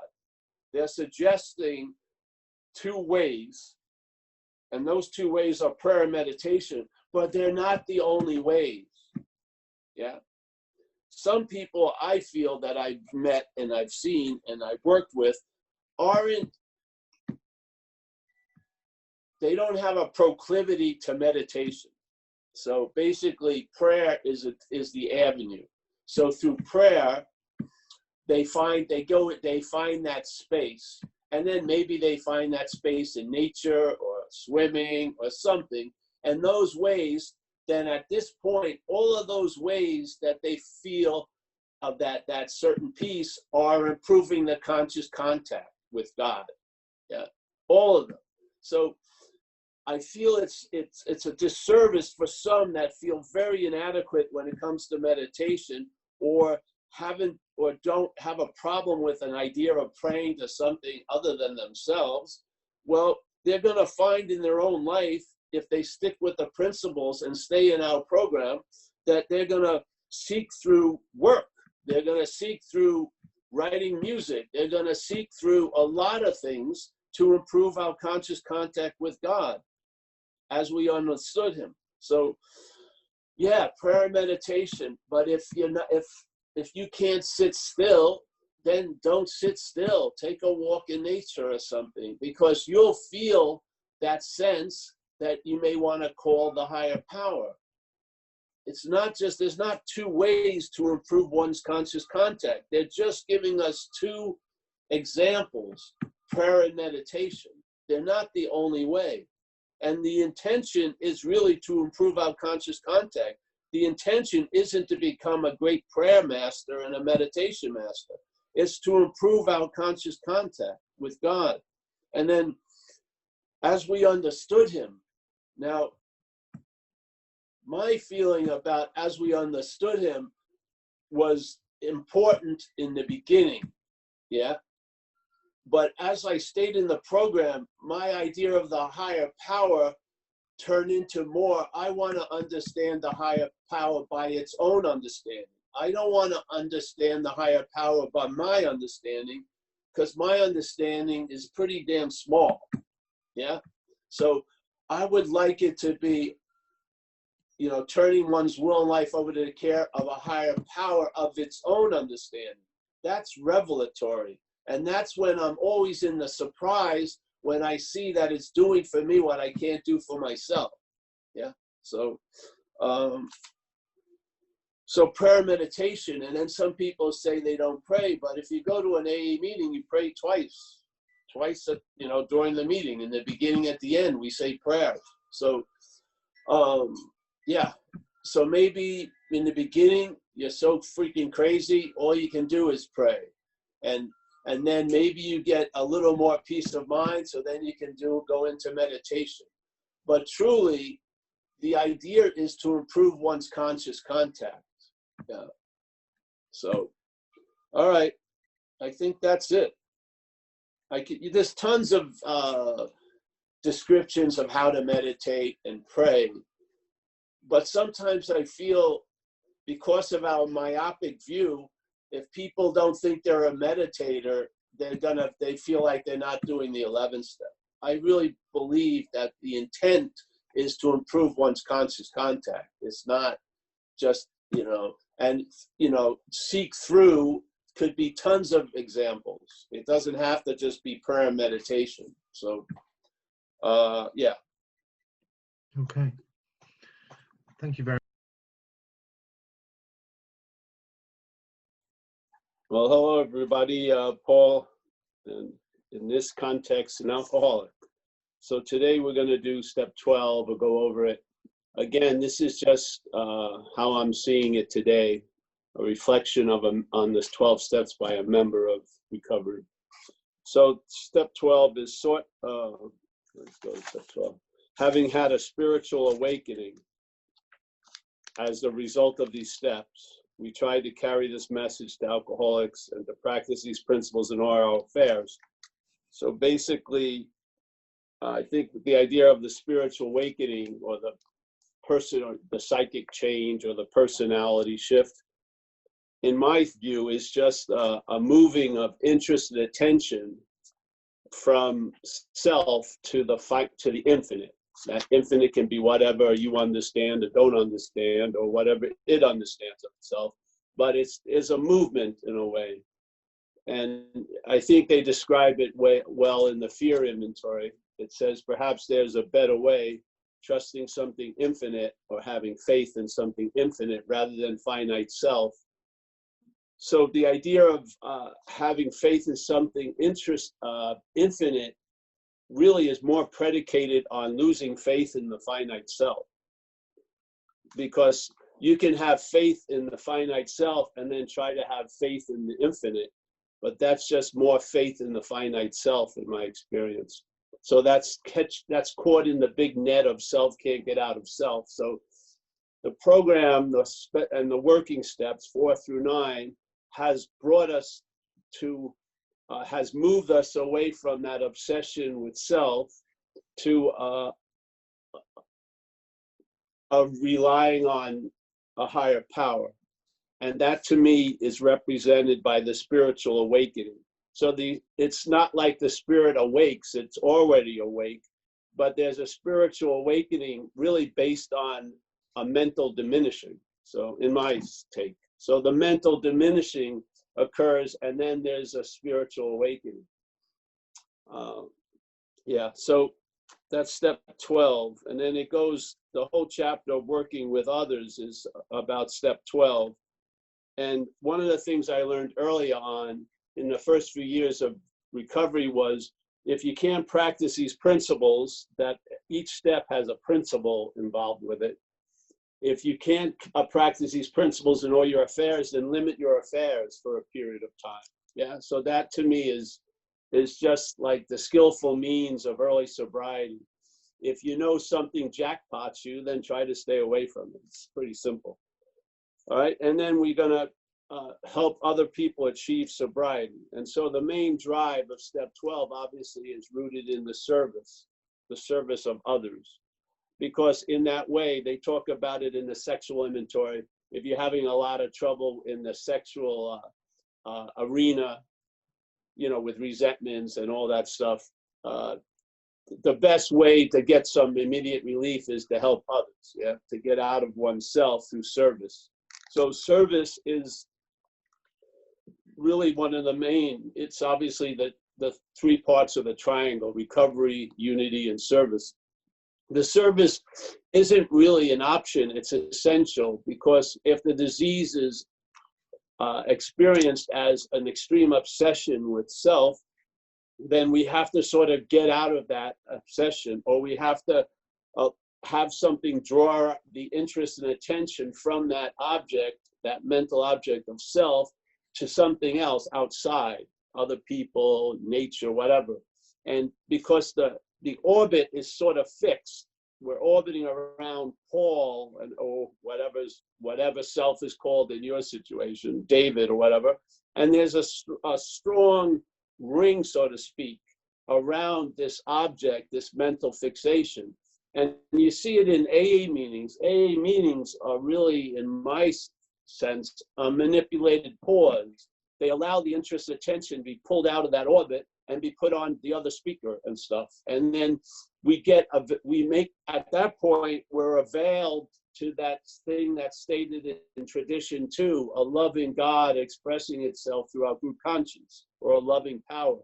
So you're now available to that instead of being only available to the self. So, and that manipulated pause is just flexing a new muscle of the possibility that this interest and attention doesn't have to dwell on me all day. It can be taken, it can go other places, which will be much more enriching to me than the obsession with me is. Yeah.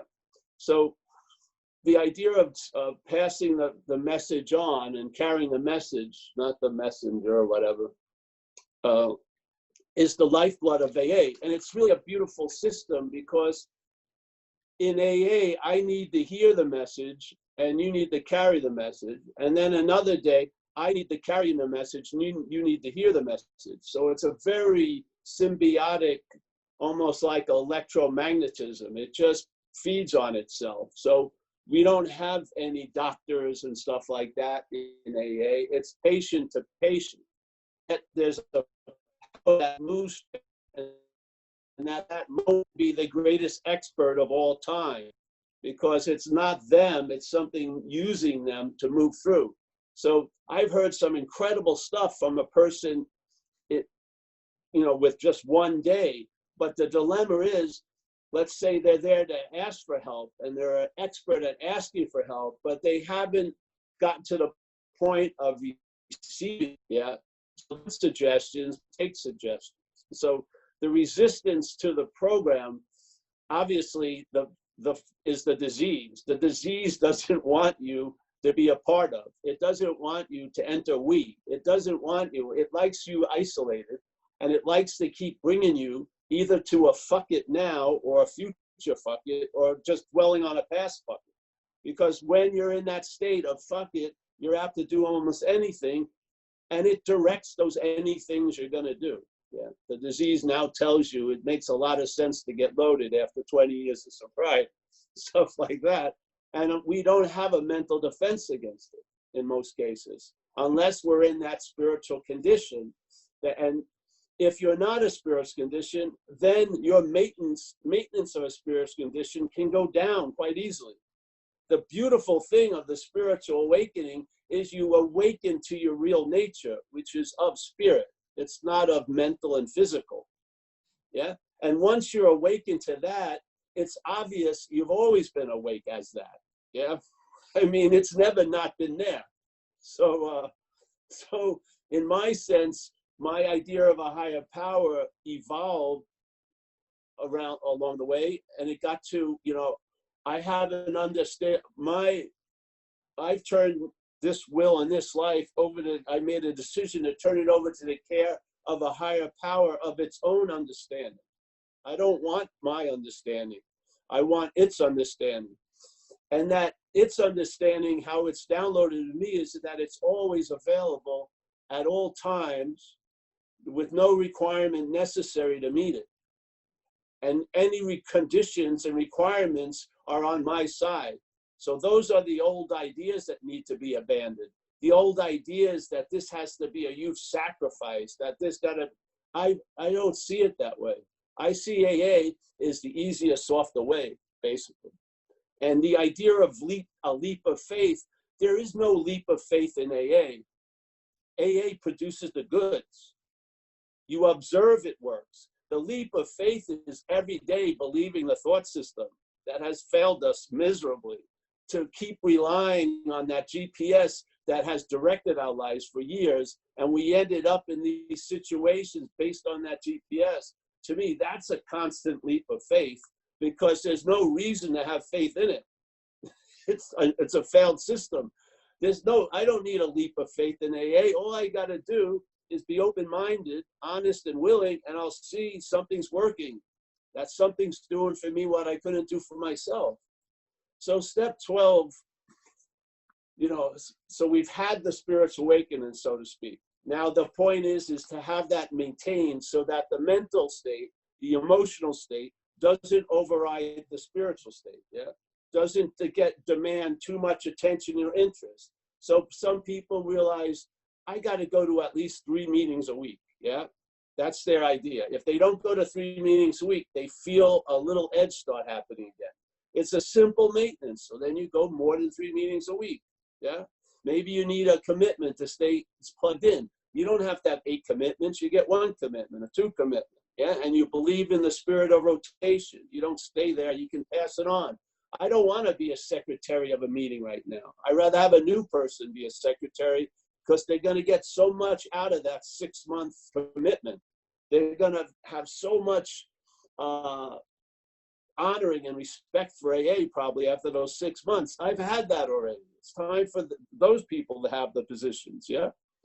And so the 12 steps. So I wanted to read some of the stuff that brought my attention today. So the first paragraph on page 89, it says practical experience. So what's that? Observation. We have observed experience. Shows that nothing will so much ensure immunity from drinking as intensive work with other alcoholics. That's the observation, yeah? So if you feel like you're really screwed, feel about someone else being really screwed, yeah? And you'll be less screwed in a way. So it works when other activities fail. This is our 12th suggestion. Carry this message to other alcoholics. You can help when no one else can. You can secure their confidence when others fail. Remember, they are very ill. Yeah? And remember, we're very ill. So then it goes here. The main thing is that he or she be willing to believe in a power greater than himself, and that he lives by spiritual principles. So basically, the principles that are brought to us by the way of life called Alcoholics Anonymous, yeah? Then he has another one. I'm just going over these because I saw him today.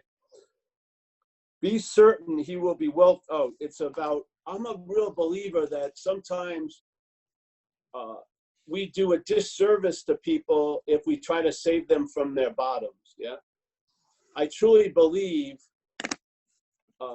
see, so many people tried to help me when I was out there, and I had no respect for them because I thought they should have just put a big foot up my ass, yeah? Because all they were doing, I was feeding off of their enabling me, and it just continued putting off or suspending that moment of recognizing a bottom by moving up from it, yeah?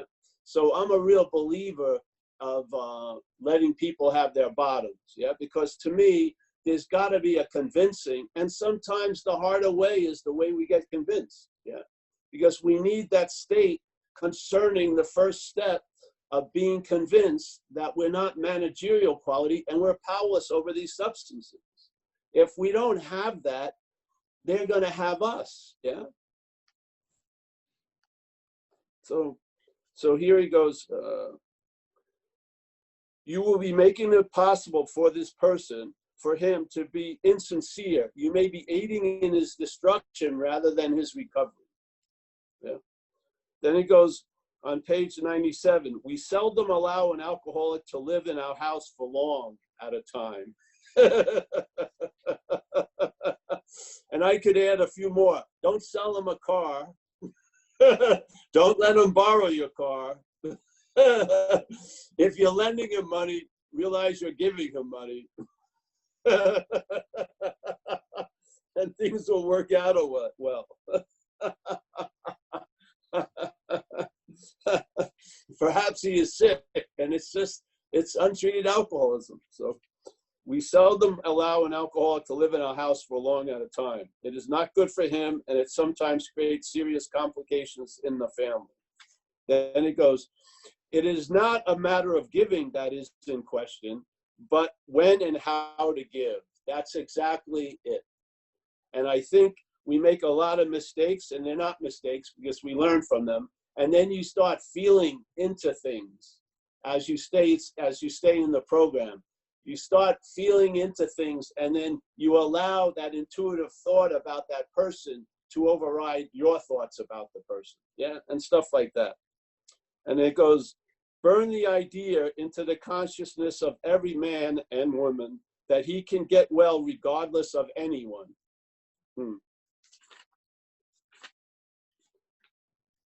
And then there's another one here on page 102. Your job now is to be at the place where you may be of maximum helpfulness to others. That's basically the agenda, yeah? To be of maximum help to others and basically to yourself, because by being of help to others, you're of help to yourself, yeah? And then at the end, it says, the bottom of page 103, this I disagree with a little bit. It says, after all, our problems were of our own making. Bottles were only a symbol. Besides, we have stopped fighting anybody or anything. We have to. After all, our problems were of our own making. I don't believe that. I believe something has taken us over, if you want to look at yourself as a factory, and it's producing the products it wants through our facilities. And I don't believe you're going to be free from the bondage of self if there's an identification as self.